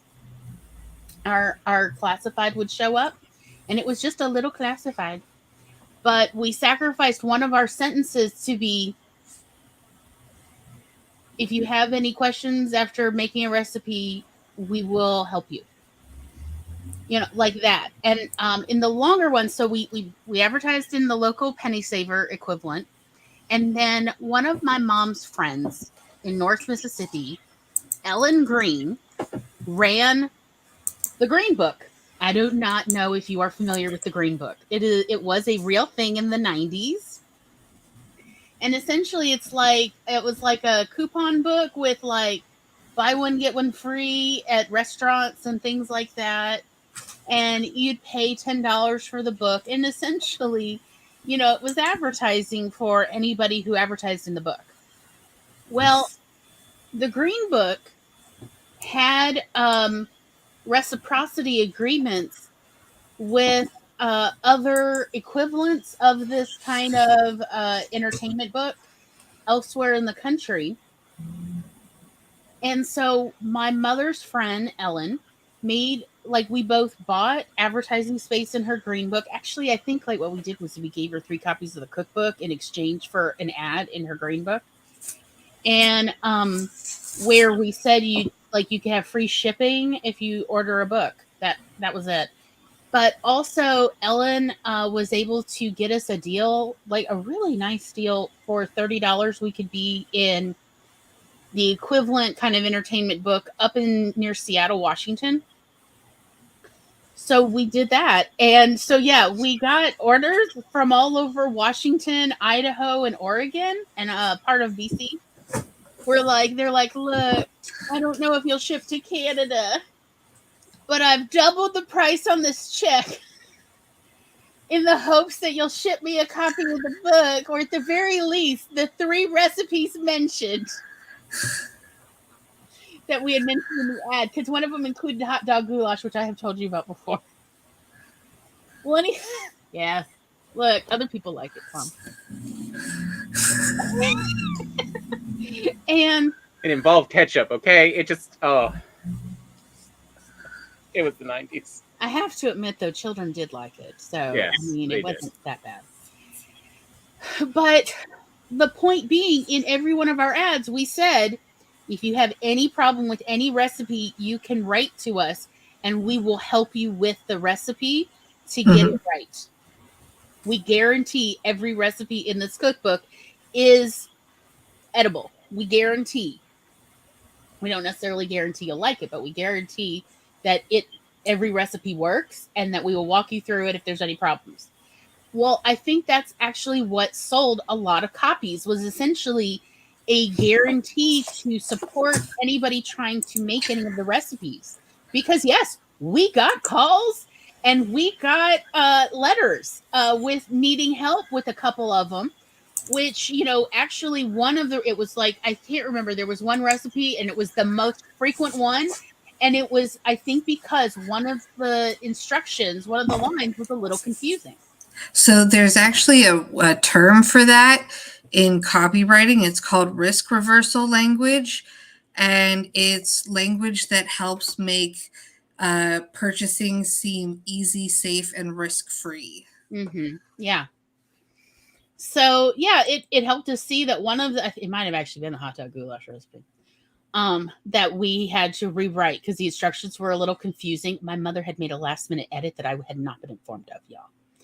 That's right. I'm totally telling her. She's dead, so I can get away with it. So, because I don't have to worry about her showing up. Glory said, but okay, it doesn't matter. But my point simply being, it essentially also just that line about we essentially guarantee all our recipes. If you have any problems, contact us and we will talk you through it, or we will figure out what's wrong.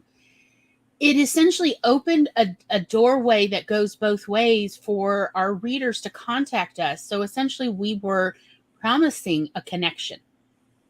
We were promising that we are reachable and that we want everyone who reads our book to succeed, and that we will give you our time and energy. Literally, some people looked up our names in the phone book, literally called information, knew what town we were in because the address to mail your check or money order to. And Mom was listed, so called the number and was like, hi, I have your book. I have a question about a recipe. And and we would get calls from all over the country, mostly about the hot dog goulash recipe. And we would talk them through it. I mean, it was like, yeah, I think what it was there was a glitch in the instructions, and you cut the potatoes, and then Mom had not realized she had removed the part where you add the potatoes to the pot. And they're like, why do I have a pound of potatoes here in a bowl cut up? Oh no. And yeah, it's done. And it was like that. It was that kind of like, oh yes. Hi. Yes. Are you calling about the book? Are you calling about the hot dog goulash? Okay. This is where you add the potatoes. Yeah. Yeah, because remember they were showing literal copy and pasting, and she'd accidentally cut the line. One line, yeah. In the order. So, my point is simply, we were guaranteeing a relationship. If you order our book, you can contact us if you have any feedback, and we will do everything we can to help you. And some of you may be going, but I'm writing fiction. What do they... And it's like, oh, you're writing fiction. Do you not understand fan fiction? And people's curiosity, no matter what you think, you have completed a story. There's aspects people are going to want to know more about, or possibly just be confused because they're not familiar with, whatever you may be familiar with. And so they've got questions. Some of them will have questions they need answered so they can sleep at night. So I wouldn't be surprised if Laura starts getting an occasionally odd question asking, especially for someone that get a little confusing because, especially horror, there's some purposely disjointed storytelling. But like, I could definitely see a few questions about the 1980s story. So to be perfectly honest, I'm going to tell you, as one person, as a published author, as a published journal writer, I'm going to say this. This is my real advice of how to sell books and anything else. If you can figure out how in the information you put out in the world, whether it's promotion or marketing, whatever you're putting out there, just social media posts, if you can put out a way to say, the door opens both ways. If you want to contact me about something I've written, good, bad, or indifferent, I will listen. You're going to sell more books. You're going to sell more contact because, honest to God, that is the thing readers want so bad. I hear about it so much at the library. What they really wish so often, whether they loved the book or they hated it, was they really want to talk to the writer because they have feedback, because they're burning to know what happened to the rest of the story, because they have their own theories about what happened to some character after the book ended. Whatever it is, trust me, they're not all pitchforks and torches. In fact, hardly ever are they pitchforks and torches. I would say maybe 1% at most are like, I hated it and I want them to hear why I think this. And sometimes, honestly, their feedback is actually useful. It's like, it just dragged. That's the problem. They had a really hard time sticking with the book. And it just needed to tighten up a couple scenes and they could have gotten through it, but they kept falling asleep or they kept being bored and going to work in the shed, whatever it is. Like, it's legitimate feedback. But just knowing that a writer is like, look, the door swings both ways. You can contact me after you've read my book. If you want me to hear what you have to say, email me. I will read it. I may not respond, but I definitely will read it. It is a comfort to readers.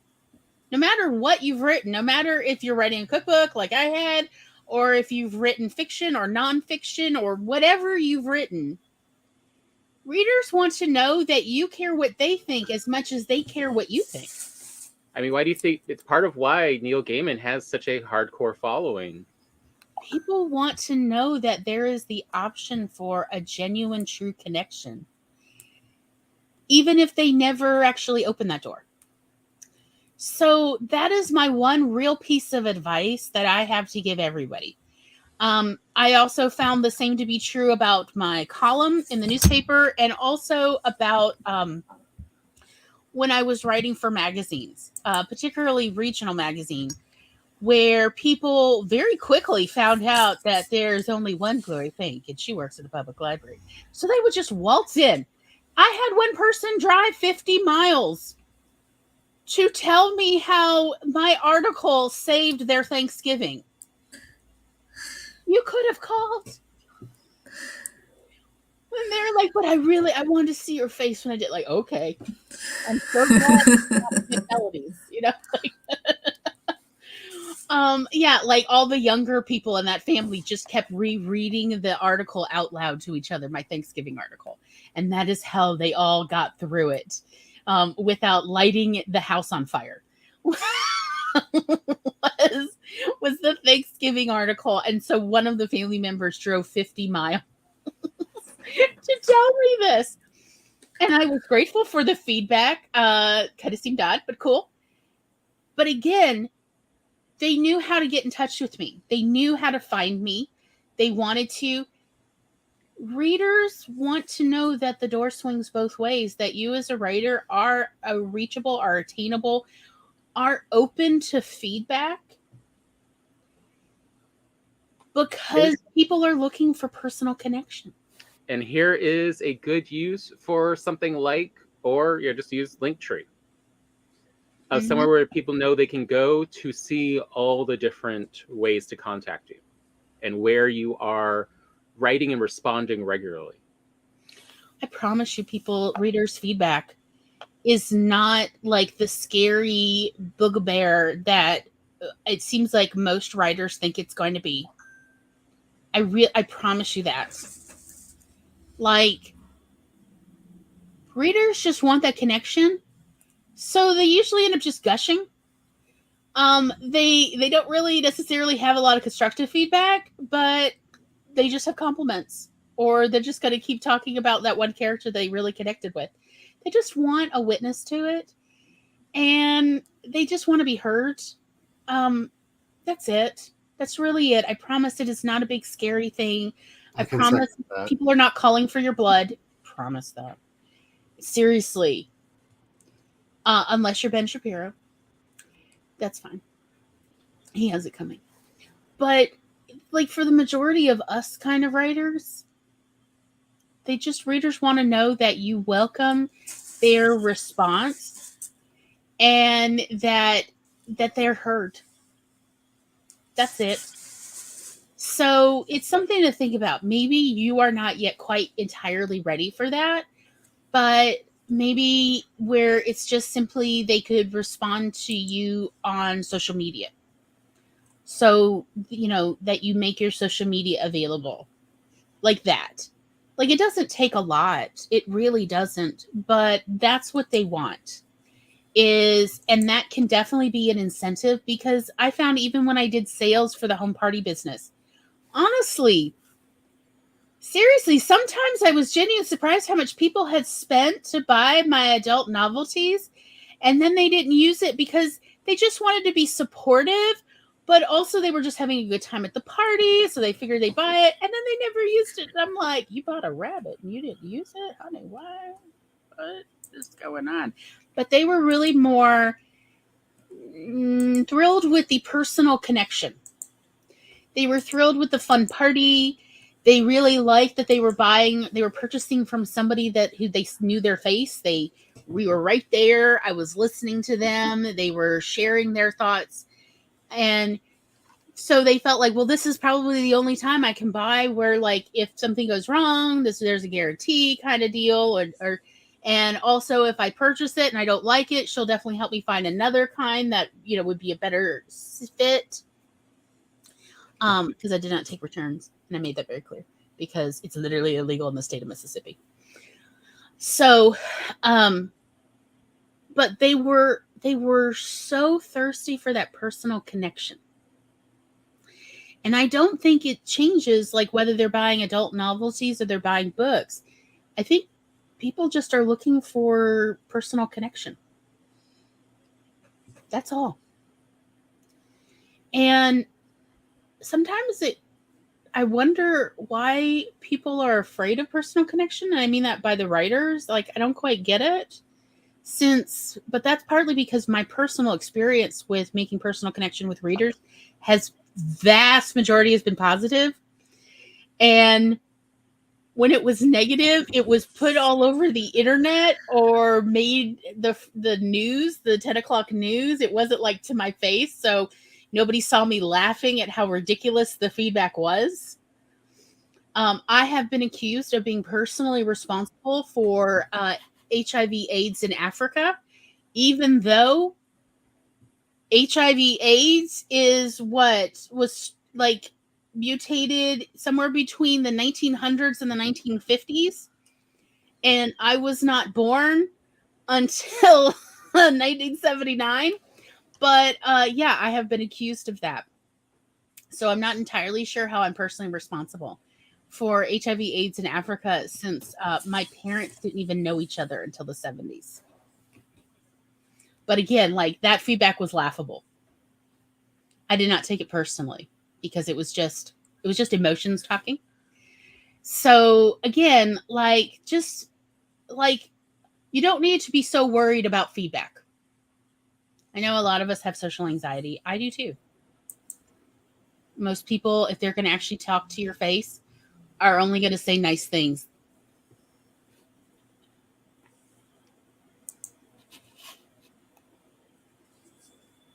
Roy is whining up a storm.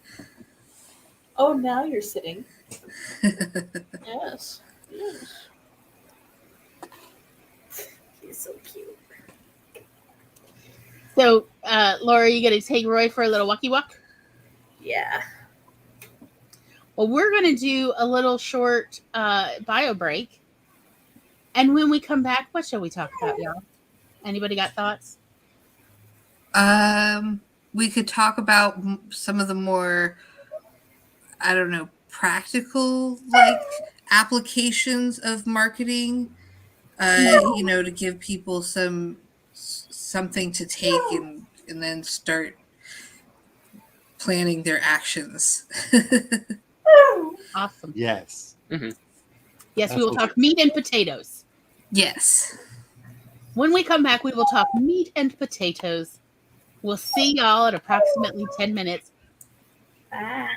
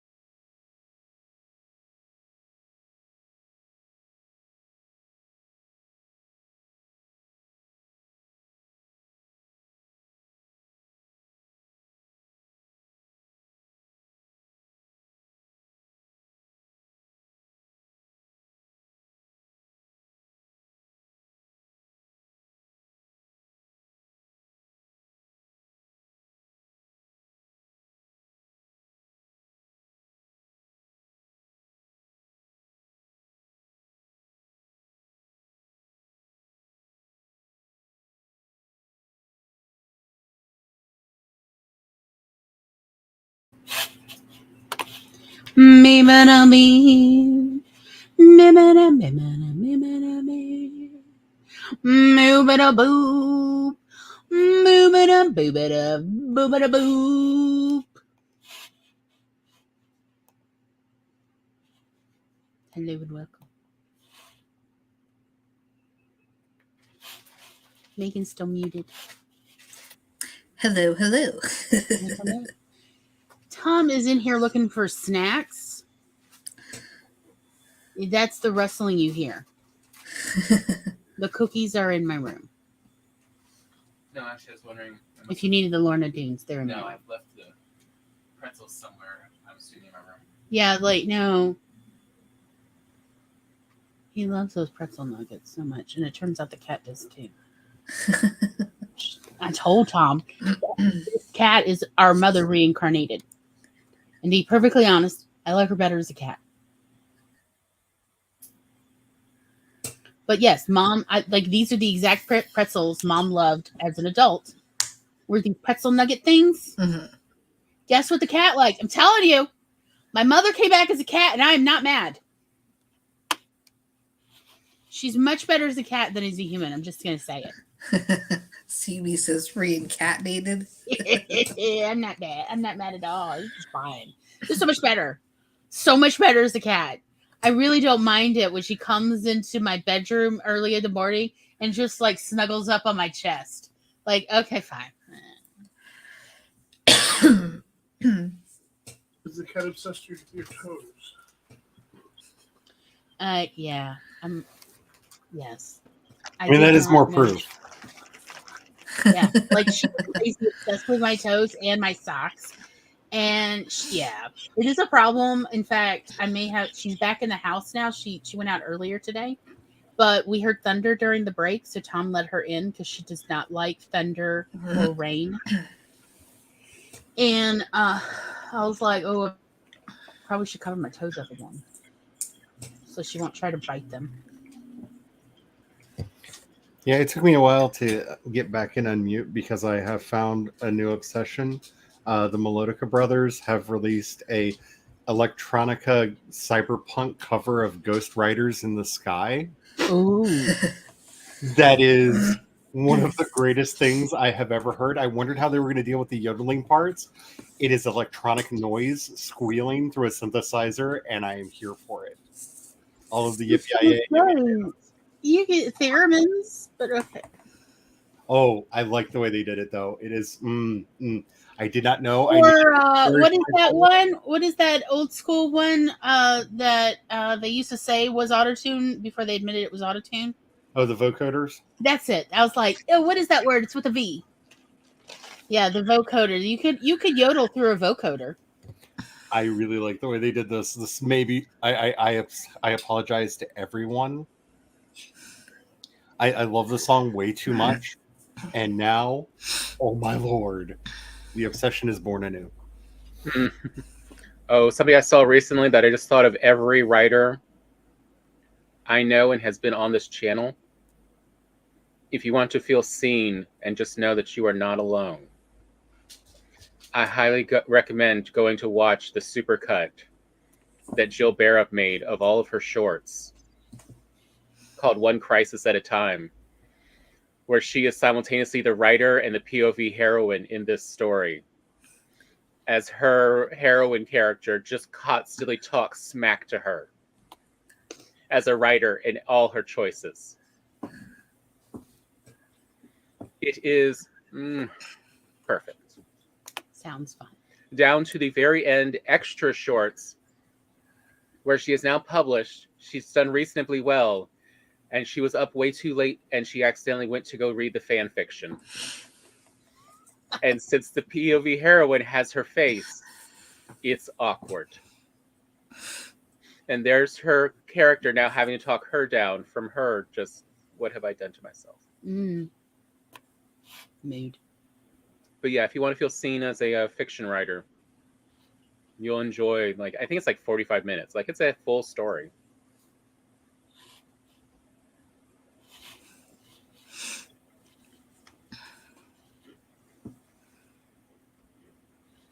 During the break, Tom and I were talking about what we're going to do for Creative Recharge this upcoming season in June and July. Oh, nice. Any hints on what we have to look forward to? Well, we're like, so one of the things that Tom and I have definitely been both struggling with this year so far is wanting to write fiction, but not feeling up for it. Mm. And like, but what we're doing to, you know, the spirit is willing, but the flesh is weak. Kind of, you just don't feel it. You're like, oh, I'm tired. Yeah. Tired and maybe even a little sad or even defeated. And what to do to kind of, you know, recharge the spirit. And like I was saying, well, I mean, one of the things I found that actually has been really helpful for me in the last couple of months is my Christmas loop of Christmas movies and shows, that it really kind of helps me when I'm feeling a bit hopeless. And that is something that and then I made a sort of an offshoot of it called Cottagecore, which again is a folder of when I am feeling hopeless, is just all that cozy vibe shows, movies.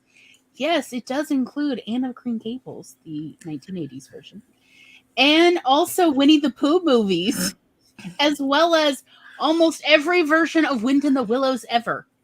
I can't help it, but there is something about Ratty and Molly and Badger and yes, Toad. Oh, he drives me nuts.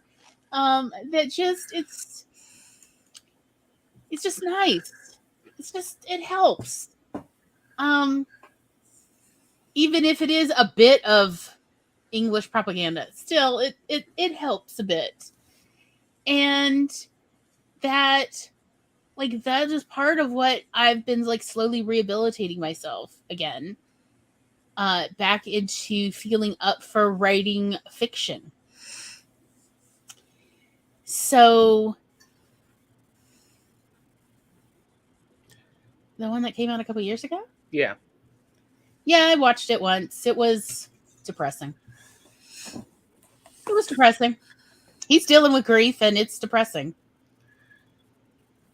I thought the book was better. It's good to have your Embrace the Darkness playlist. Like, I really feel like this is, like, you always know if I'm really starting to circle the drain, because you'll notice I'll start talking about Arnold Schwarzenegger movies, because there's something about watching this man's movies and realizing he had a career.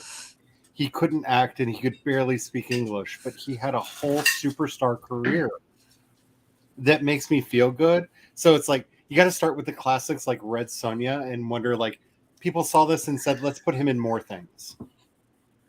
I mean, don't forget, his German Austrian accent is the equivalent of hillbilly Appalachian.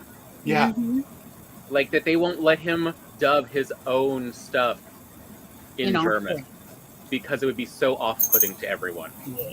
But especially the comedies. Like, I need twins in my life every now and Yeah. then. Oh my God, that movie. Truly dark place. I don't know what it is about Twins and True Lies. These two movies to get like together, like a double feature. Oh God, Tom, how many times do we quote True Lies? Oh God. Who wrote this shit? Like, how many times? No, slower. Who wrote this? But it gives me life. Like, one, Danny DeVito is just life incarnate. He's like, in the Haunted Mansion movie. I really feel like one of these days we're going to find out that Danny DeVito is to our universe what Agra is through the Dark Crystal. Like, the universe just needed a voice and no one was listening and just spawned Danny DeVito. Could I offer you an egg in these troubling times? Wasn't he the Lorax? Yes. Yeah.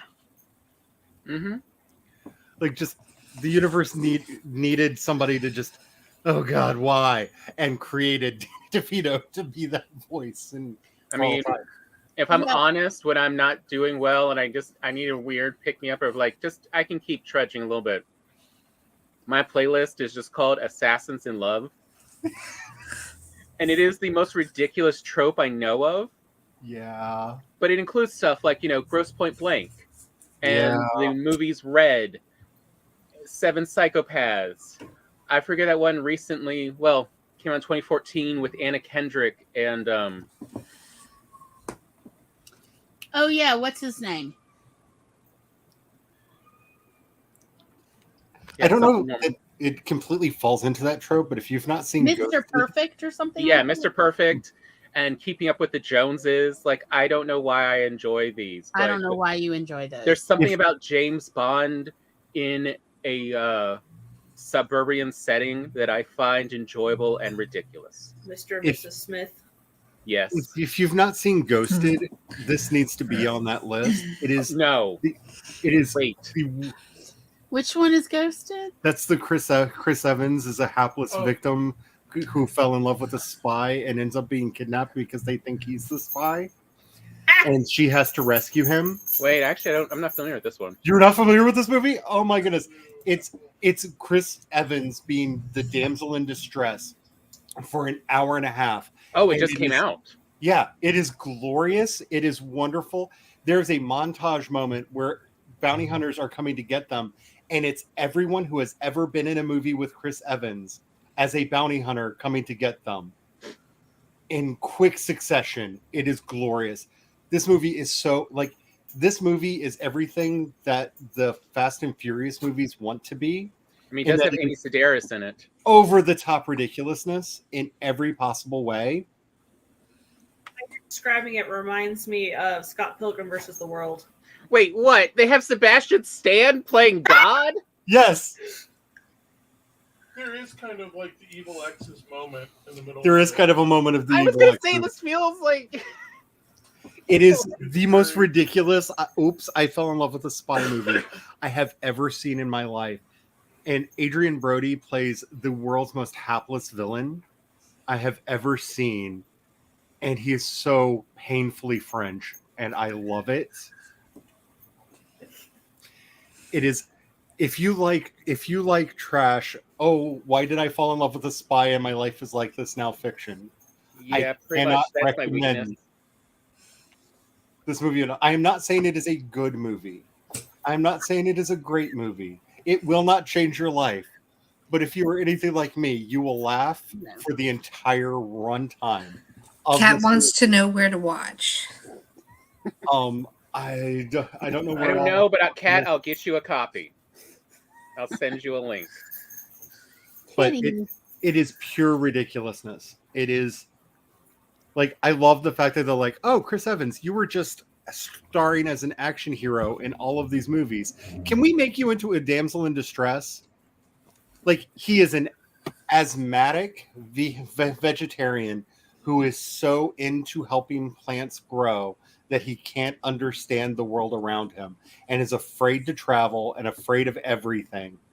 It's, I mean, chef's kiss in casting. It is so funny. It is so good. Yeah, There's this is the kind of ridiculousness I watch. Oh yeah. Yeah, you definitely right need this beside movie on your Romancing the list. Stone. Actually, that's a good analogy for this. It would be like, what if Romancing the Stone were a James Bond film? Yeah. Because it's a very sweet kind of romance movie. It has all of the rom-com tropes. It is literally the rom-com you take your action-obsessed boyfriend to go see. Because it has all of the action beats that you want and all of the romance beats that you want. It even has a whole accidental enemies to lovers arc in the middle of it, which is just so good. I don't know, but for once, I would actually be happier if the enemies to lovers was Chris Evans and Adrian Brody, because of the awkwardness that would be. I would pay money for that. Versus, no, I know what you'd pay money for, and that would be if it was, Sebastian Stan and Chris Evans of here's the fanfic you all wanted that Marvel refused. Here, we'll give it to you. Look, I have been obsessed with Sebastian Stan since he was in Kings. Look it up. He played the gay Prince of Israel in that. He played Jonathan in the story of David and Jonathan that movie was a retelling of. And Woo, girl, I fell in love with him back then. Yes. But yeah, it is truly the world's most glorious train wreck, and I cannot recommend it enough. Yeah, I'm getting it now. It's like, because that does sound like what I enjoy. So I missed the segue. How does this all connect to selling our books?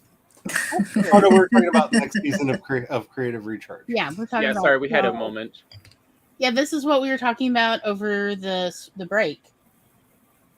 Tom and I were talking about the next season of Creative Recharge, which will start in June. Okay. And what is helping us recharge? Because both of us have been experiencing a I wanna, but just don't wanna, like can't quite get butt in seat motivation to write. And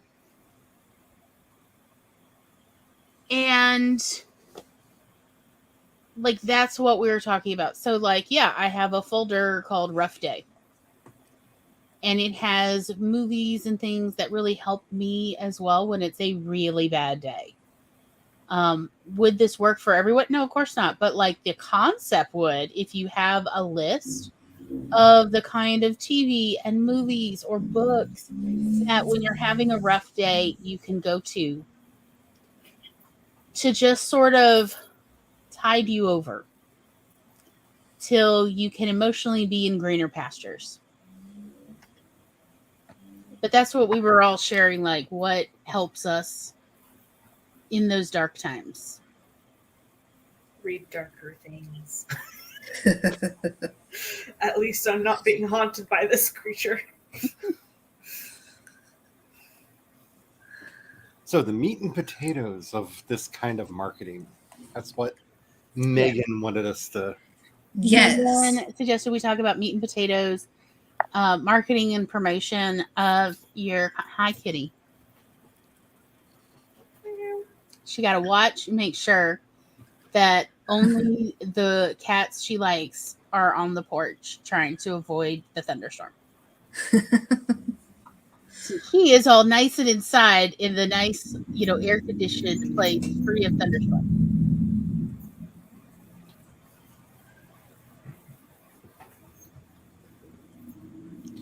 So, Go ahead, Megan. I was gonna say, so when I begin with the marketing process, one of the first things I like to do is assess the resources that I have available to me, so that I have an idea of what I can do with the various marketing. So that's going to be how much time you have available, what like extra money you can put towards doing things, any sort of like help you can get from other people or like from the library, resources you can take advantage of that will help you get going. And then you can start to look at like the different kinds of marketing like things you can do.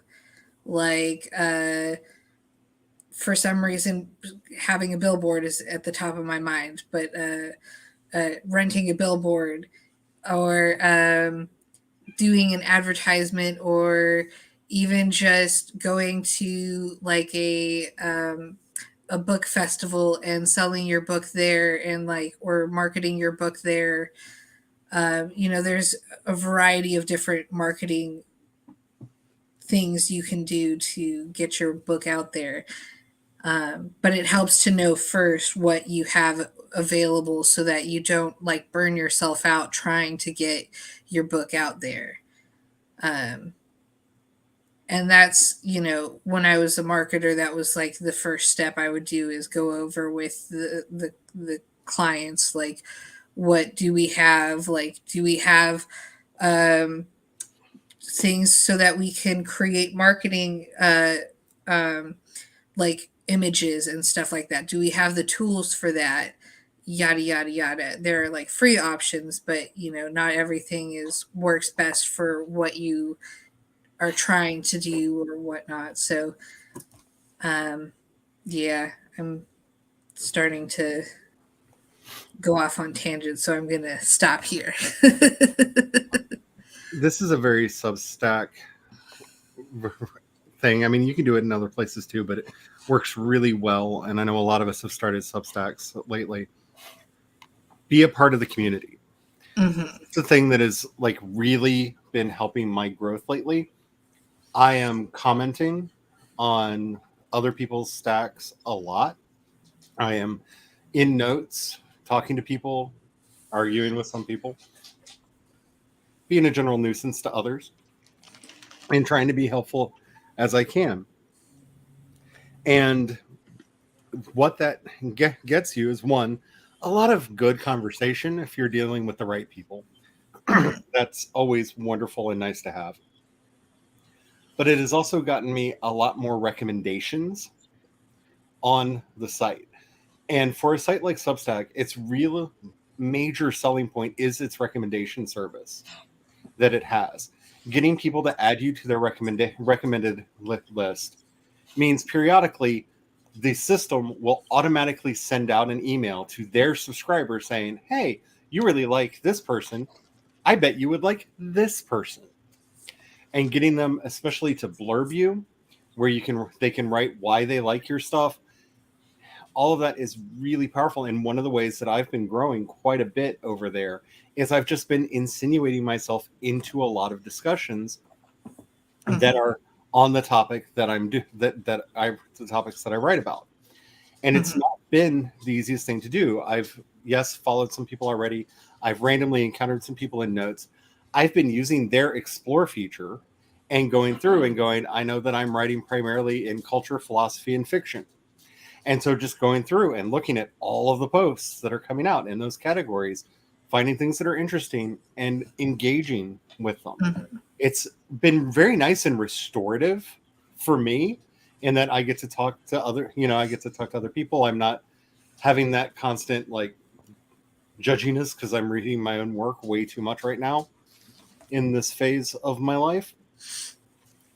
And the nice thing is it's reaping these benefits because I'm never being like, hey, I really like this. Could you recommend me on your Substack? It's just, oh, that was a really good point. But did you think about, or, oh man, that something like that happened to me too. And sharing a story, being part of the conversation over there has really helped build.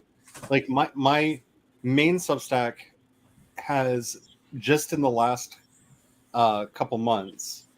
Well, not even that long. How long has Notes been out? Like a month? Yeah. I've pretty much doubled my subscriber base in the last couple months. And it's not just people that are clicking the subscribe button. I'm seeing a parallel in my readership as well. And it's just insinuating myself into the conversation and being active and part of the platform. And that's, for me, a really easy way to do this kind of marketing because I'm not there screaming, buy my book. I'm finding articles that, oh, that looks interesting, reading it, engaging with it, and happening to receive benefit from it.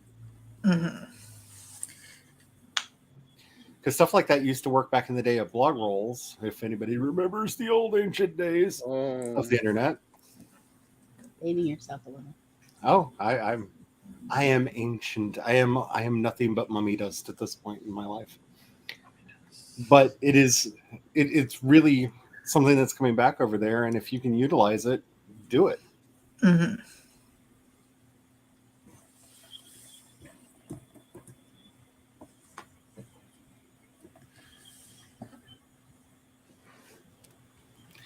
Because it's wonderful seeing, the listenership to the book podcast going up, the readers going up over there. And, I'm very excited to say finally got my first paid subscriber over there from this kind of activity, and that's the other thing. When you're thinking about your marketing, anywhere you can turn on, hey, if you're interested, give me money. Turn it on.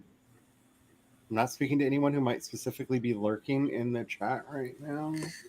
But I know of at least 3 people that might be lurking in the chat where I've had this discussion. I think also never say no to money.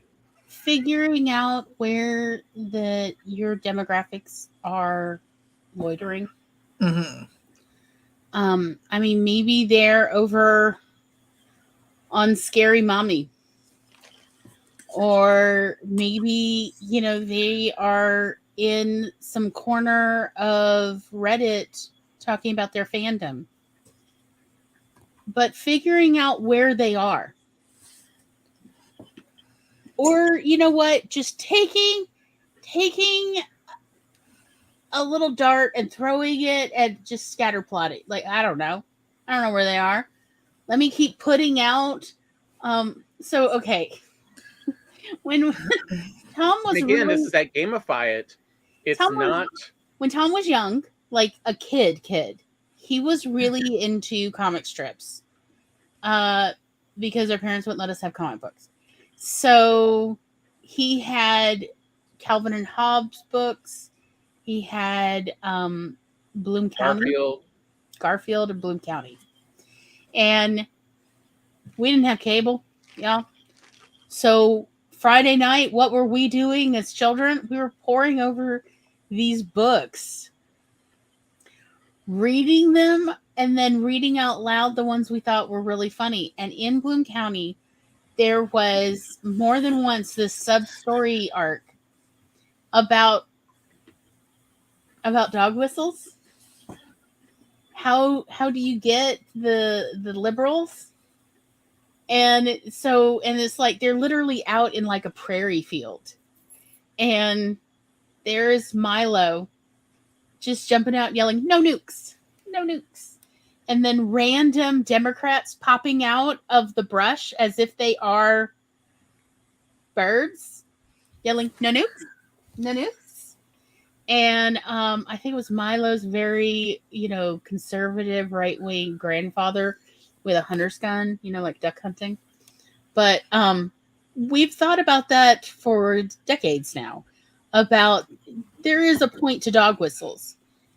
And it is to help in the wild, call to the people you're trying to find.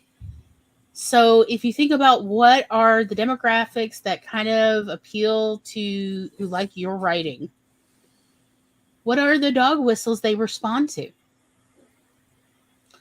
And making note of that in your advertising, in your promotion stuff. It was one of the things that Mom and I did in our penny saver classifieds and in these entertainment book, coupon books, where we use certain dog whistles to appeal to the kind of people who buy cookbooks. Not everyone who cooks buys cookbooks. And not everyone who buys cookbooks cooks. That's just the truth.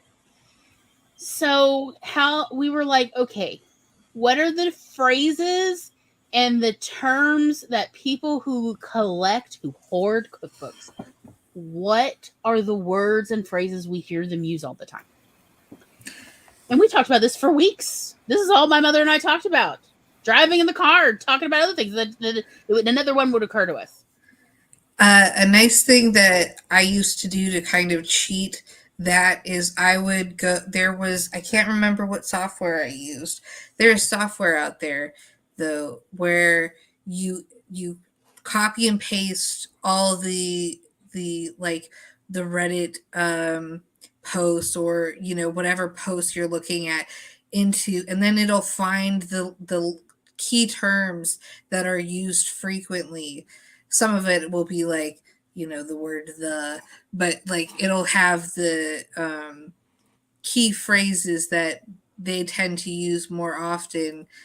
And it's an easy way to figure out what those terms are without having to sort through like hundreds of posts yourself to find it. Like if you're starting out fresh and you're unfamiliar with the terms of a niche, this would be my way of going about it. Is I think it started with an R. I'm gonna have to look it up real Yes, quick. it's like I'm curious, but I don't know enough to go find this. But I am. You have my attention, Megan. And yes, Tom posted the link to the comic I was talking about. It's in color. You're welcome. If you're on a laptop, I highly recommend you open up another tab and enjoy this. Maybe at a later point, maybe not. Maybe. But yes, this is 1982. Yeah, Mom would buy these books. They would every year they would publish a new book, or every 2 years or so. And Dad and Mom would buy them at used bookstores because apparently people used to give them as gifts, and then other people were like, "What am I going to do with this?" So they sell them. Also, Nia is so close to getting a Substack. We're just tipping her in. Yeah, I thought we would go. I thought real quick we would read the discussion going on in our thing about between Nia and Spence. I was talking about this earlier. Newsletters is my weak spot. I'm seriously lacking because I don't do emails. I have a hard time making it click, so I could do the thing. I know it's important, so I am not giving up. Try Substack, Nia. You can give it yourself with the blog, that newsletter. Exactly. Yeah, Nia, if you need to talk through on this, I will help you set up and everything, because there's a few things that they have done over there to make this work a little bit better. Yeah, it's very user friendly. It's very, very user friendly. There are a few things that they need to have better how-tos on, like some of the image sizes and whatnot. Mm-hmm. But yeah, if you are interested and you want to talk to somebody, just reach out, because I'll gladly help walk you through it, because I don't know if they're I don't put all of my faith in them or any one company, but I feel like this is the model going forward, whether people are doing it on Patreon, Substack, Ko-fi, any of the other services. This is the kind of model that is going to be taking over in a lot of ways for publishing. And again, don't leave those pennies behind. Also, Nia, definitely set it up, and because I will definitely subscribe and look forward to any of your doodles. Same. There's actually a couple artists that I follow over there that they have that's I look forward to every morning when I get up and go to notes, because I know they're going to have their morning doodle, and it's quite literally a doodle. You could tell, if you draw it all, they spent 5 minutes while they were having their morning coffee, just kind of sketching something out and posting it. But I look forward to them every day. There's again, that whole, what is it you can do without trying? Yeah. What is it? What it takes almost no effort to just put out there. Yeah, I'm still catching myself trying to make things more complicated than they need to be, as I keep just trying to winnow down how much effort I have to put in. And it's like, Glory, just simpler, less work. Stop making this harder than it has to be. Oh, I'm so good at making things harder than they have to be. Why is this my talent? Because the way things are right now, I would say one of the best things that especially us fiction writers can do to try to get the word out about what we're doing is figure out what fandoms are obsessed with the kind of work we're doing and be a part of that fandom. And don't be in there. Don't be that writer that goes in and goes, "Oh, you're talking about space opera. Buy my book." No. Don't be that person. But you'll pick up the language that they're using. If you ingratiate yourself with this community and that you are actually participating in it, there's a very good chance that they will go and check out your stuff, because most of these sites that they're congregating on let you put a handy dandy little link in to your bio so that people can find you in other places.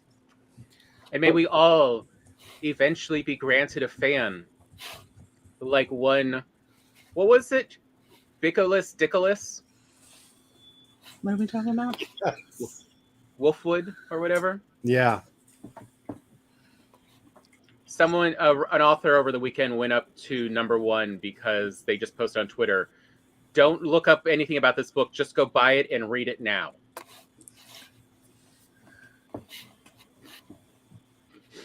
And they had the most ridiculous name.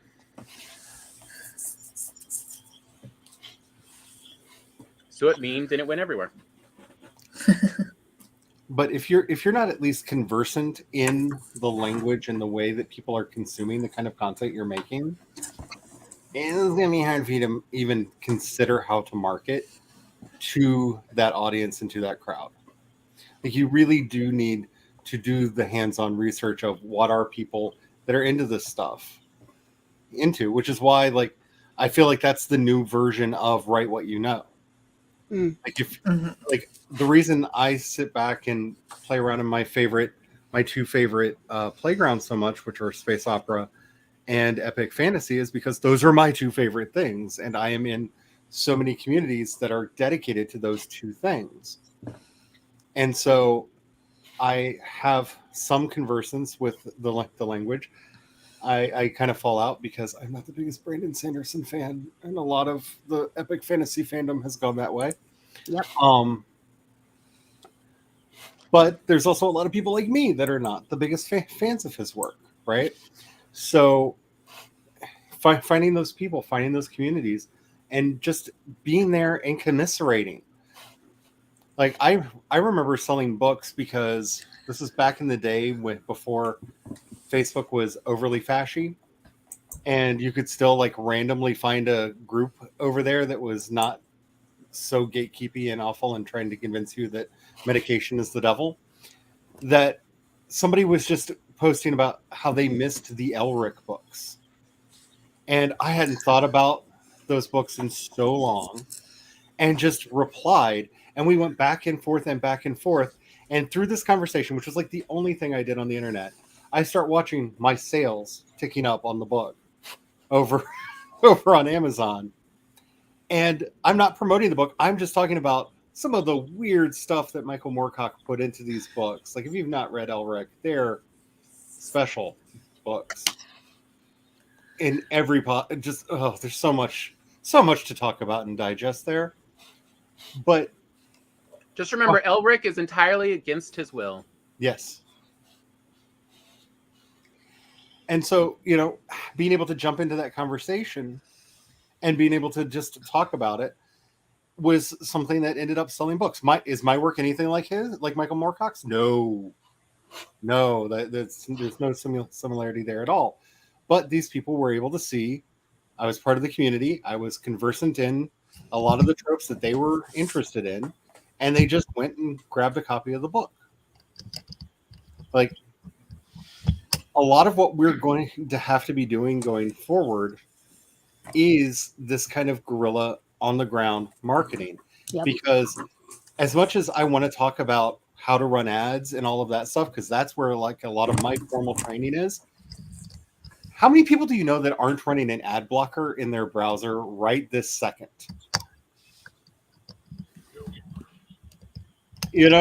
So ads are not as effective.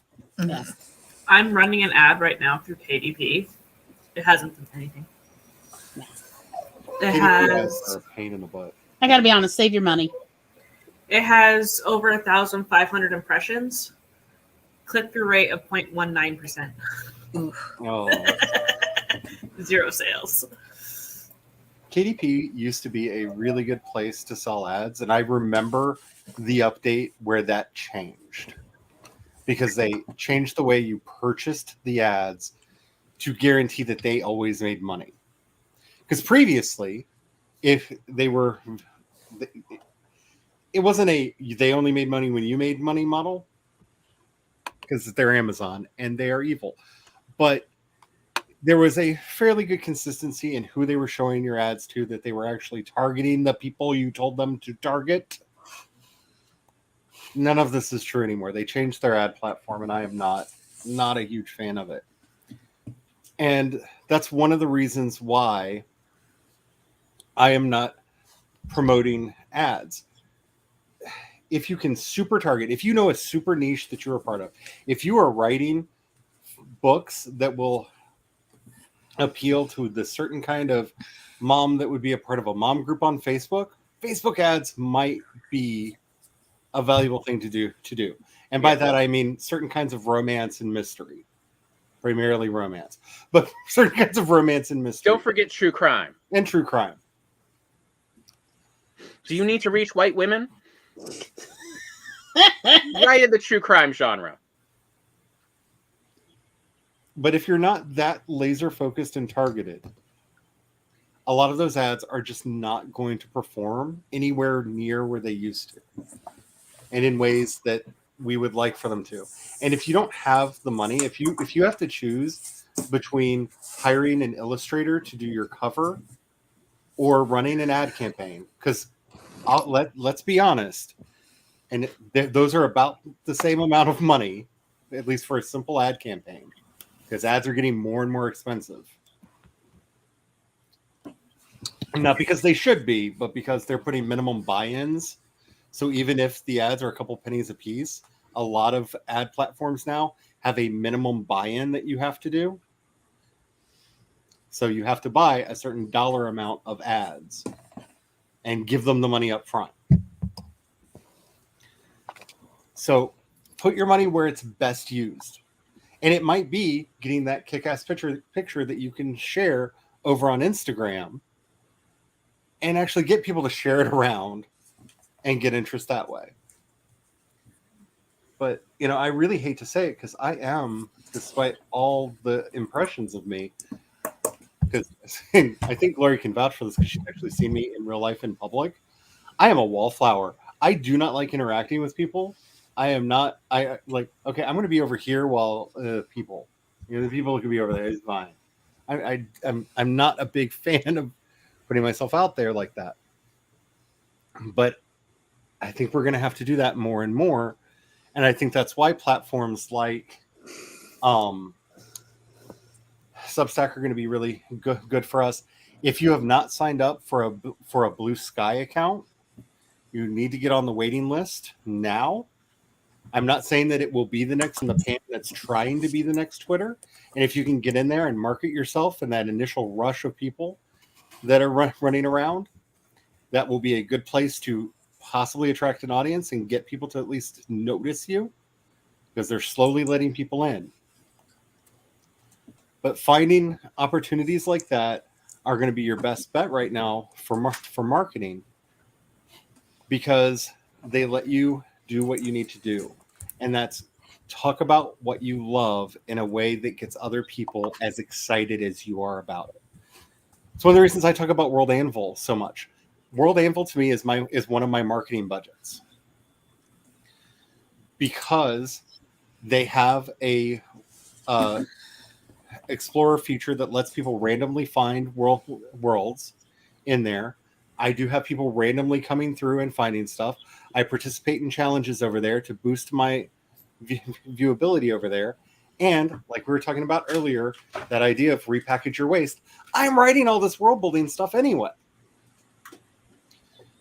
So it's worth my time and energy and effort to put it up over there, because I am passionate about world building. No one goes to World Anvil that is not passionate about world building. So that is a place for people to find what writers like me are doing. So finding those places is so important. I would say, like, one place I would think Laura's type of horror might actually find a good audience, but I don't really know how you'd advertise it. Say you'd have to essentially, get in with the fandom. Is the shared that shared universe that's essentially a public domain. The Cthulhu Mythos.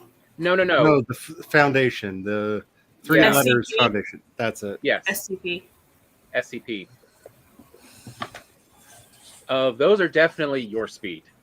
Like, if you like, because and I like SCP stuff, so like it's, and like I like what was it, the Vulcans YouTube, I think, who essentially does these as mission briefings for different SCPs. And Like they're fun, and yeah, they are the same kind of similar short story. And it's a bit of a mystery. You don't know what's going to happen in this type of story. It's always a surprise.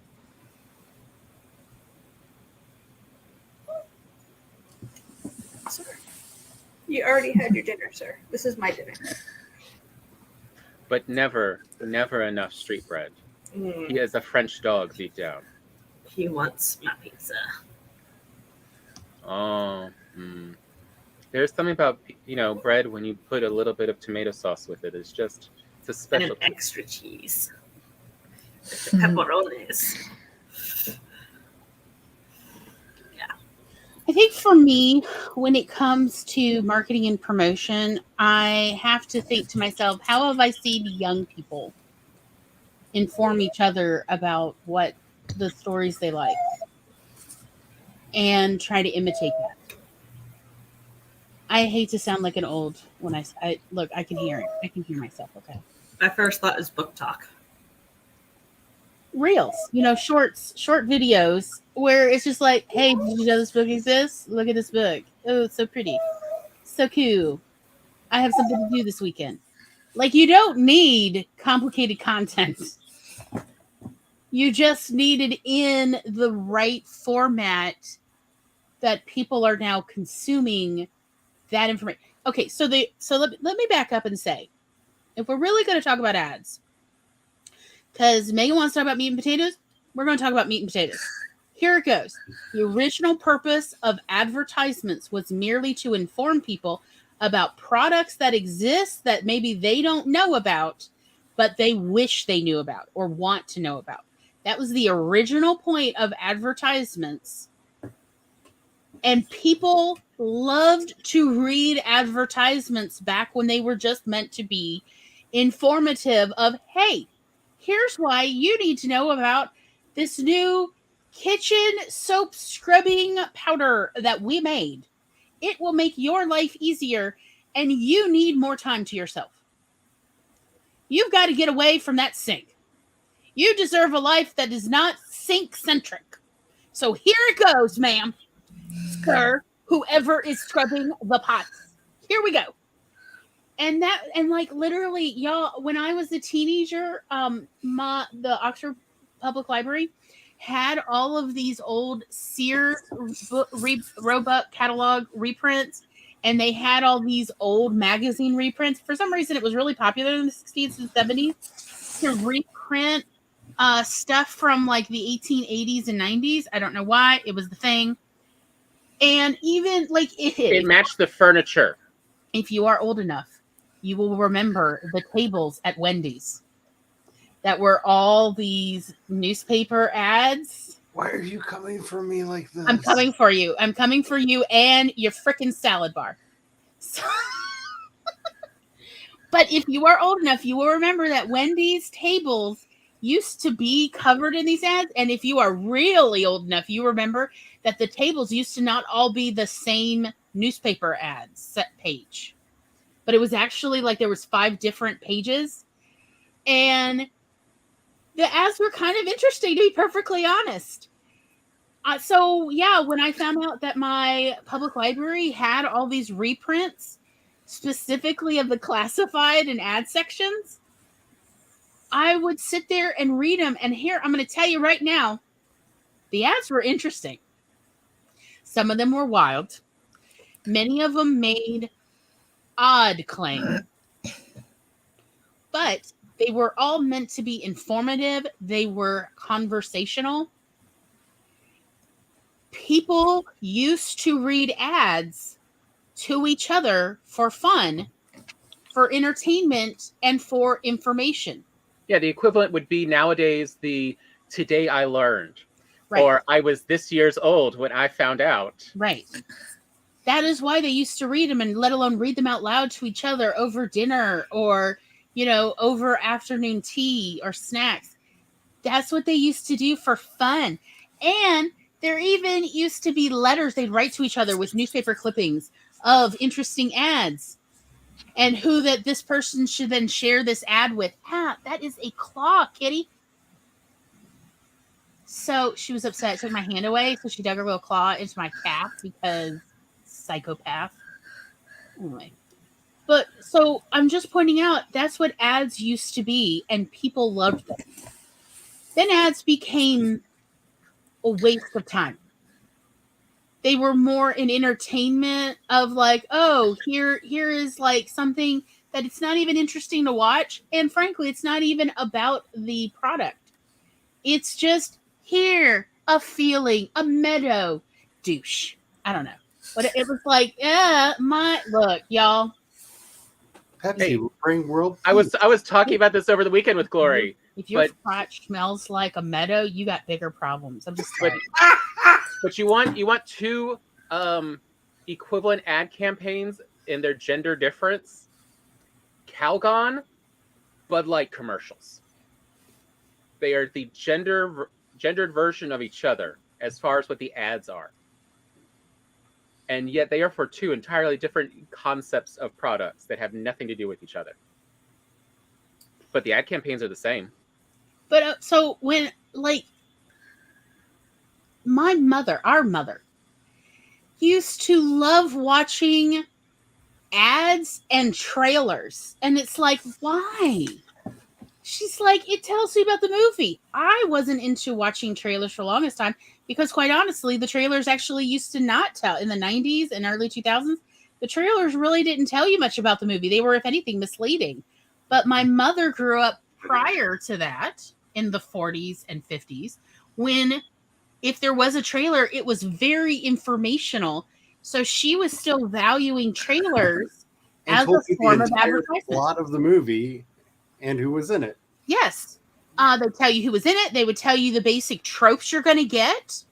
It didn't matter the genre of movie. They would all tell you the tropes that you could expect, like usually the top 2 or 3 major tropes this movie utilized, and maybe a scenery picture. Here, we're going to show you the setting because we spent all this money to ship them to Italy, or whatever, or the South Pacific. It depended on the movie. But like now, trailers show even the twists, and it's like, why? Why are you giving it away? Yeah, why trailers? Did you just give away the whole thing? Now I don't have to watch the movie. Why did you ruin it for me? Their mom's alive? What? How to Train Your Dragon? What? I was so mad. So, like, my point is this. If you do feel like maybe you want to make an ad or an ad campaign or promotional material, I am not about to stop you. And this is not I'm not going to stop you, but that's your little red wagon. No, I mean, if you want to do that, let us get back to when it actually worked. And when it worked, it was informative, maybe even entertaining, but it was definitely conversational. Like I want you to imagine, and this is when ads were at their most effective, whether they were radio, TV, or print ads. They were most effective when it was two friends talking over a table or talking, conversationally, having run into each other at the store. And I want you to think about that tone. That is when ads were most effective in human society. So how can you make your ads of a similar tone and informational and entertaining? What would you say to your friend, your very good friend who trusts everything you say? What would you say to them about this product, this book, this Substack, this newsletter, this podcast, whatever you've got that you're peddling? What would you say? Did you know that I have a new podcast? And we try to make it informative and entertaining and very conversational, like you're just hanging out with friends in my living room. Bring snacks because it's 3 hours. That is what I would say about this podcast. And that is approximately all I would say, because every week the subject changes because, of course, the subject is going to change. But we really try to have earnest, informative conversations where we cite our sources and we give you links, if appropriate. Because we want everybody who comes to my living room to succeed in their endeavors. So come join us next time at the podcast, like that. That's all you need. Do you want to come to the podcast? I mean, I just gave you my pitch. What do you think? You want to come? Let's be honest and break this down in the most cynical marketing way possible. people want two things from the content that they consume. They want to feel smart/validated, and they want to be entertained. Those are the two things that people are looking for in their entertainment. And if you don't understand how this works, realize millions of people watch how it's made, which is nothing but product ads for various things where they just put a camera in the factory to show you how it is canned, how it is put together. It is just straight up marketing material that's people watch voluntarily. Diners, drive-ins, and dives is a marathon that is always on television, that is nothing but advertisement after advertisement after advertisement for restaurants you'll probably never go to. But you watch. My dad watches that show to make a list of where to go on his travels. There you go. You can tell though when guy is like, "Oh, this food is crap." Like I have now watched enough that I could tell when guy is being nice and when he actually likes the food, because he went to this one all vegan restaurant in I think Phoenix or Tucson, and you could tell he was struggling to find a compliment. Like poor guy. His sister made him go to that one because she's like, "Why don't you ever have vegan and vegetarian restaurants?" And he's like, "Fine." And he literally said at the beginning, "We're doing this because of my sister." Like, it's like, oh, guy. Oh, yeah. Like, I'm sorry, but that chef was way too skinny for that food to be good. I expect a little plumpness.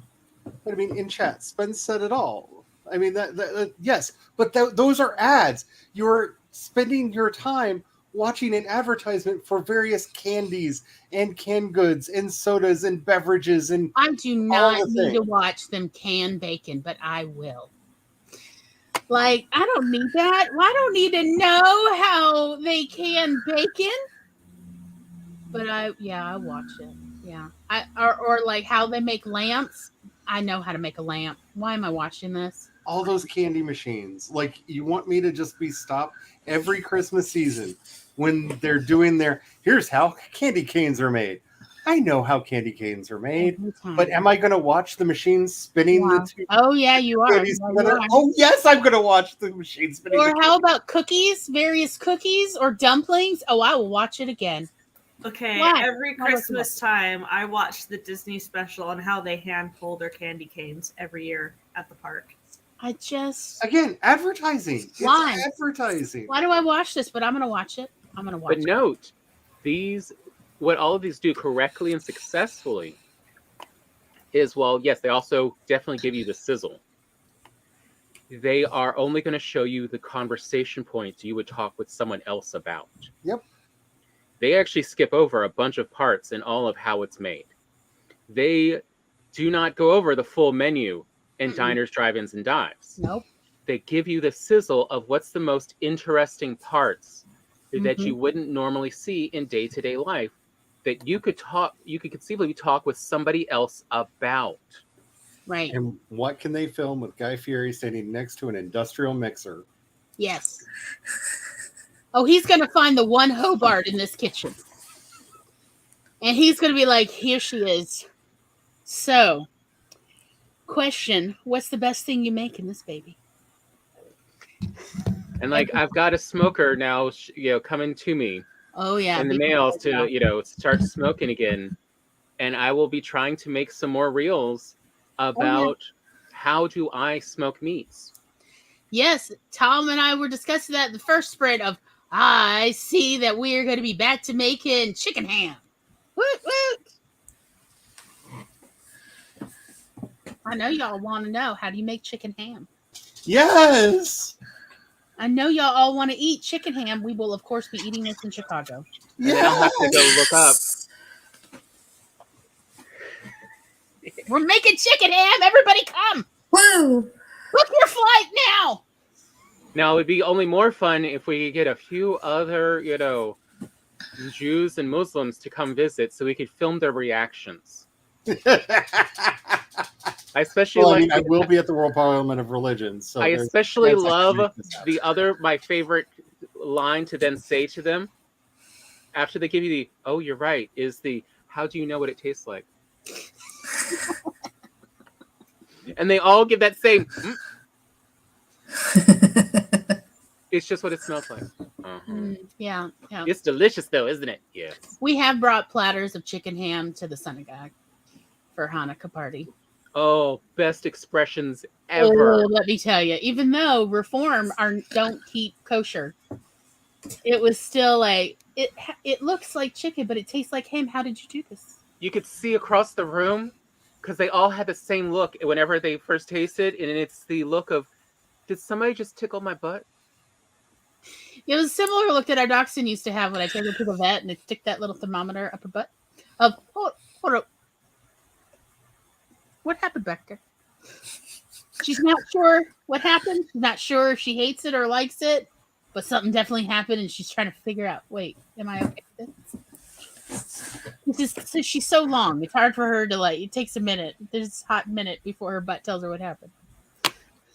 But again, I'm like, this is the interesting part that you would talk with others about. And that is, in your ads and in your reels and just in your community posts, this is what people are interested in. Is what can they talk to someone else about and sound smart or informed? Including, did you know mushrooms can do this? Or have you ever read, Mythos? Have you seen the new updated stuff that's not racist? It's actually really interesting. Of these, there are, we to some degree we call them, and correctly, they are dog whistles because they are what the people in this fandom are interested in. If I or anyone says they are into Doctor Who and they are a genuine fan, they know the question another fan will immediately ask, whether they want to answer it or not. Who's your favorite doctor? Yep. And if you don't have an answer, because the correct answer is it's whichever one you want it to be. There is no correct. It's just, there may be a bold choice. Tell me why. Yes. Do you like the Eighth Doctor? Go on. Right. Like every time I hear somebody say Colin Baker, I'm like, oh, we're sitting down. But it's to be shared. Why did you say Colin Baker? Yeah, but it's Are you just trolling me? But yeah, that is part of the dog whistles of the fandom. Of, if you say you like Babylon 5, all you have to go is tell me, what'd you think of the Chitauri? And watch as the person has to suddenly start lining up about 20 dominoes of defenses. This is just part of the conversations people enjoy in that. Yep. And that's what they're looking for in these advertisements is, what can I talk with someone else about that I think we'll both have fun with? So that's we want to know the tropes. To me, part of the real sizzle of Laura's is she's going to cover a lot of both modern and classic horror tropes. It's, she's not stuck in this postmodern paranormal horror tropes. She you can definitely tell Laura loves some classic monster movies, and she definitely has read quite a few 19th century Gothic, and you will get that in there, as well as some modern and some 1980s throwbacks of, what's in there is, have I seen Hammer horror? Yes. Yes, no questions. I own 3 of their movies on disc. But that's, and that's essentially the credentials people are looking for to feel comfortable with investing in this. You're not going to have, I just saw yesterday watching LaRon Reedus talk about the problems with Kryptonians in Superman the Man of Steel. And it's because 3 different times in DC Comics history, they have made the same mistake and they bury it under the rug, and then someone comes and does it again, and then they bury it under the rug and they don't talk about it. But they keep trying to make the Kryptonians relatable by making them just as warped and messed up as humans on Earth. And that's not what makes Superman appealing, let alone the Kryptonians. The whole appeal is that this is a perfect society that had tragedy and is gone now. It is not that we are lucky they are gone because they were awful people. But that's what they try to pull again in Man of Steel, and guess what? No one liked it. They want to feel safe with how you're going to handle it. You know what I feel safe in Superman comics is when they point out that Superman is invulnerable, but he cares about others. So how is he going to care for everyone else who's not invulnerable? That's a writer I'm curious to see their stories. If they're just talking about Superman versus the world, I don't care. Superman's going to win. The comic's not ending. What's the point? Oh, we get to see how buff Superman is. I don't care. It's like that Batman the Animated Series meme. If your Batman wouldn't sit down and ask a girl while she's sitting alone on a swing set crying, he's not Batman. You know, because it's getting to the heart of what the characters are and why people really, really love these settings and these stories. And that really is what got all of us into it, is our love. Like, I'm not saying we all started in fan fiction, though I know a lot of our backstories and a lot of us did start in fan fiction. But it was that fandom. It was that love of reading a Terry Pratchett book and being like, oh God, how human do this? Like, want do too? You know, that magic coming alive of, how did you write a story that I feel slightly drunk while reading it, but I'm not drunk, but wow, the way you slurred all of the language in here, yet I still understand it. You did a magic in my brain. I want to do this too. And why did I like Bloom County so much? Because I felt like those kids. Mm-hmm. I felt like, especially, if not especially, Oliver Wendell Jones with his little Banana Junior computer, accidentally starting World War III a couple times and having to quickly, you know, fix the computers he'd accidentally gotten into. It's that where we relate and we feel seen and we love it. This whole it's not this and it's not that is not anything that appeals to people. Negativity does not actually bring in fans. It just keeps people together while they are afraid of something. It's what they love, even in horror. They love the surprise of, are they going to escape or not? Would I be able to escape this? Or am I also stuck with that fate? Am I a dead man? The answer is yes. Let's say, are you in a mythos, a cosmic horror story? Yeah, no, you're going to share the same fate. Oh, well. Oops. But that's not the fun of those stories. The fandom for that story is not the, oh, but I could escape. Mm-hmm.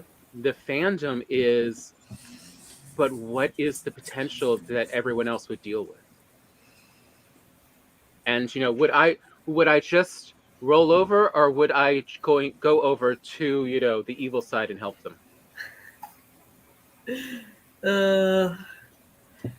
Hard choices. You know, it's ridiculous, but it's fun, and it's something very different than life. Like, you read cosmic horror for something truly different from your regular life. That is what interests those people.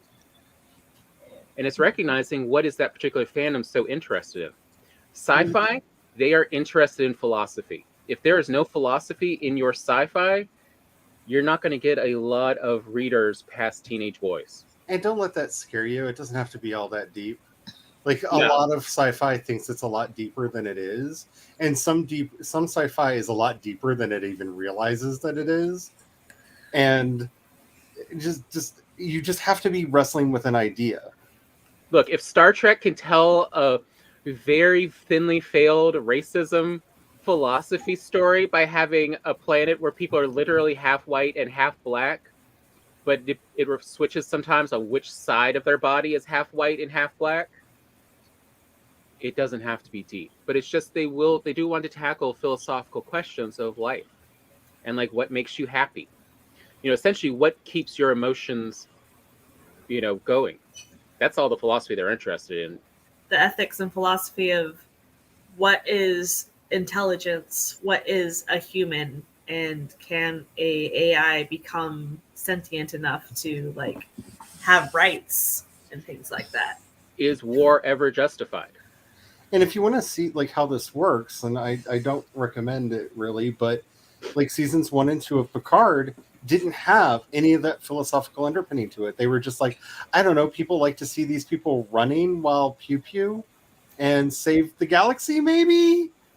And then season 3, they're like, oh, they like to wrestle with things, and they did what was honestly the best thing that they could do with the property. It is a meditation on family, friendship, and nostalgia. When it is good and when it is bad and when it is truly harmful, and broke it up over the course of the series. And I think it accidentally was deeper than they thought that they were being about some of it, but it actually wrestled with questions. And that's why it, more than the previous 2 seasons, felt like it was Star Trek. I say, you want the philosophical question of the 3 seasons of Picard? What does it mean to be immortal and you keep dying? Yep. Because between Data and Picard, they keep dying and they keep coming. They won't stay dead, though. Why do they keep dying and coming back?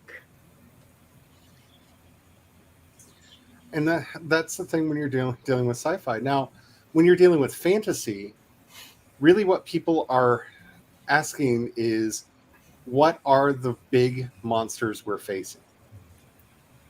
That's what they want the story to be about. That could be about the ravages of time.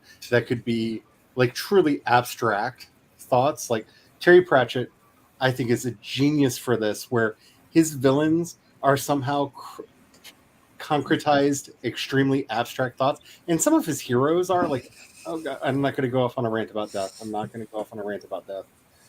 In either his work or Neil Gaiman's work.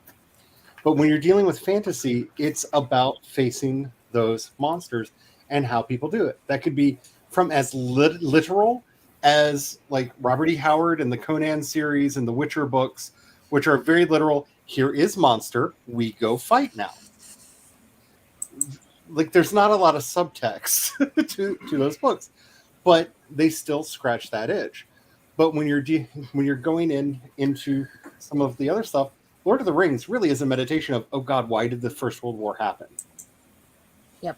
What was this? No matter how much he wanted to protest against that, like you can't read that passage in the marshes and not think about him as a young man walking through the trenches of France. Like it was in there whether he knew it was coming out or not.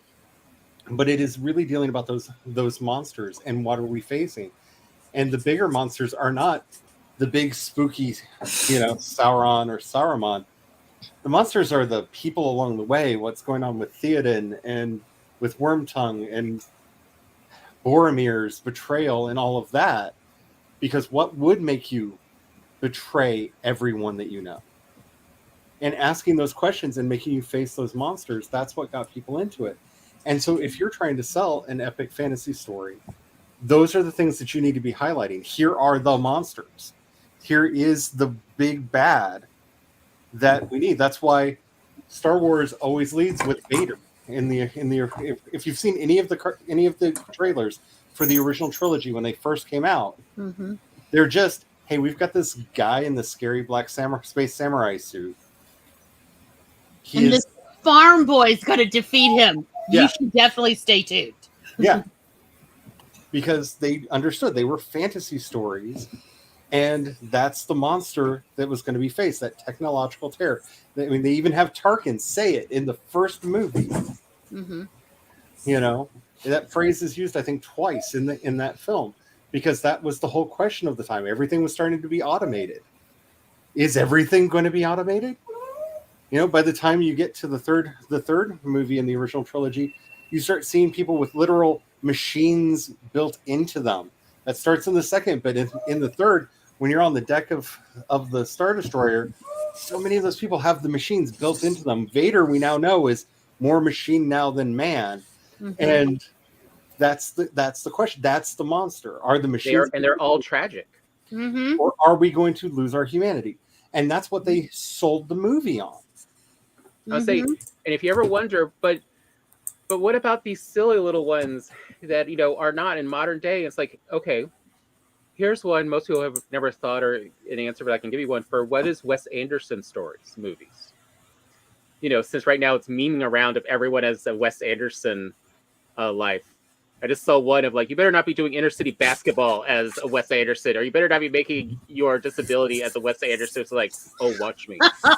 Watch me make my And it's because the whole point of Wes Anderson stories is everybody's quote unquote little lives are epic to the person who lives them. And he is really good at making these obviously little, their life has very little effect on the rest of the world. But you see how epic and big they are to the person who lives them. And that is what makes them entertaining. Is they help people who, are having very little impact in their lives, who are struggling, recognize that it's not entirely inside their head, that other people can see that they live big lives of their own. And as the aesthetic of Wes Anderson movies and how he has managed to make an entire career off of this for 20 plus years somehow. So consistency to that aesthetic has helped? Yes. Yeah. People know what they're getting. That's what they want to see with your credentials in any fandom. Mm-hmm. And why, if you can get into that fandom and go, I'm also writing a story in this genre type, people will be interested because they know they are safe in those hands. Gloria and I were joking over the weekend after we watched one episode and we saw one of the showrunners for on Disney. They just released a little limited series of Dr. Tooth and the Electric Mayhem series. And we saw one of the producers and writers is Adam F. Goldberg, who also did a TV show about his childhood called The Goldbergs, set in the 80s. And in there is literally a story of he wanted to do about Dr. Tooth and Electric Mayhem, of how much he loved them.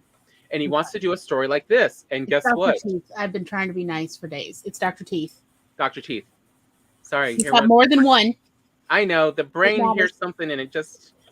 But yeah, like essentially the Muppet version of the Parliament Funkadelic, y'all. But you can rest a little easy of, where this style of Muppet storytelling is going to be coming from. It's going to be the people who liked the Muppets in the 70s and 80s. That's the type of story you're going to get. And as we're saying, it's just a slightly modern uptake, but a story that could have easily taken place in the 80s. Of, the Parliament Funkadelics, and, they owe... How hard would it be to get all of these great musicians to make an album when they are all a bit ADHD? A bit. Reminds me of that Phineas and Ferb episode where they try to get the band back together. Exactly. Yeah. But that's all we want to know, and that's why the advertisements that work is, here's what you're going to get, here's the type of story you're going to get, and here's what that person enjoys. We want to know that about you as a writer, of what is your background in this? How do you approach it? Do we feel like this is the type of story we want?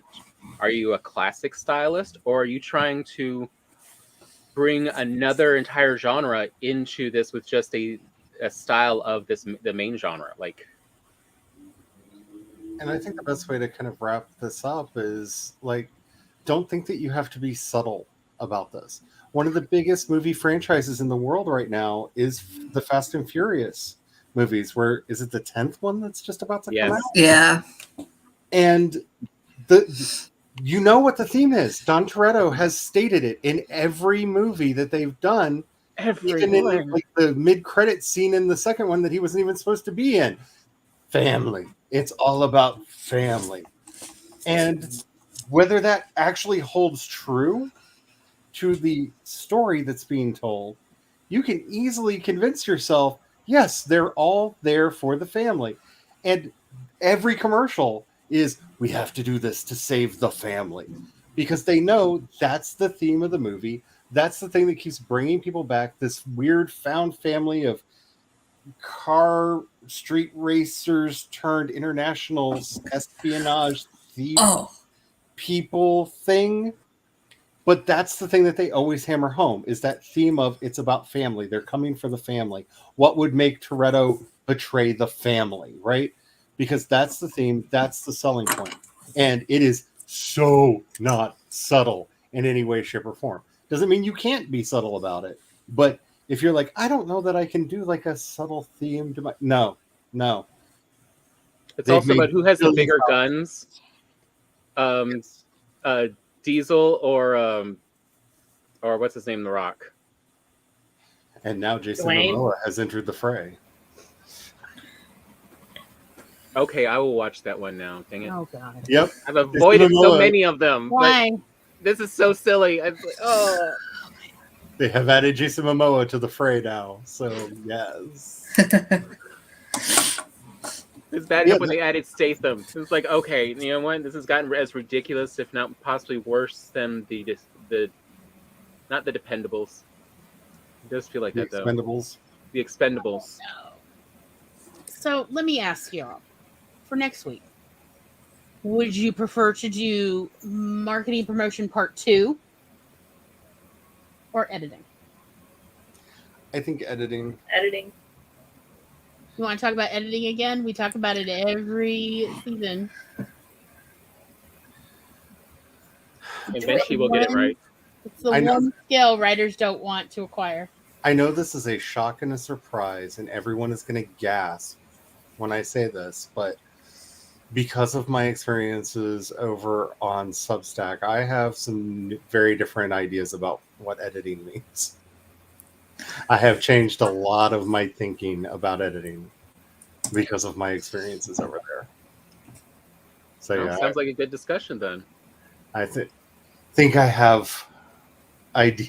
I think I have content, especially because I have so many books and stories that I'm planning on putting out over there, and what that should look like in a context. Yeah, All right. way too much to been thinking about. We will talk about editing.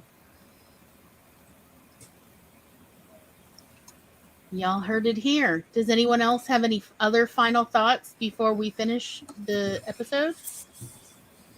Megan, Laura? No, the one thing I forgot to mention was, and this kind of was relating back to something Tom was saying, but when you are writing copy for like an advertisement or any sort of sales purpose, one thing when I critique sales copy, the one thing I look for is, does it answer readers' questions as they're having the questions? So like the first question they might have is like, why is this, like, how is this related to me, and like why should I read this? And so that's where you put your statement, like something that'll catch their attention if they're in your target audience. If they're not, then they won't find it interesting and they'll go do something else. And then you just go through and you make sure you answer the questions that they have when they're asking it, and that is a good way to guide yourself through the writing. And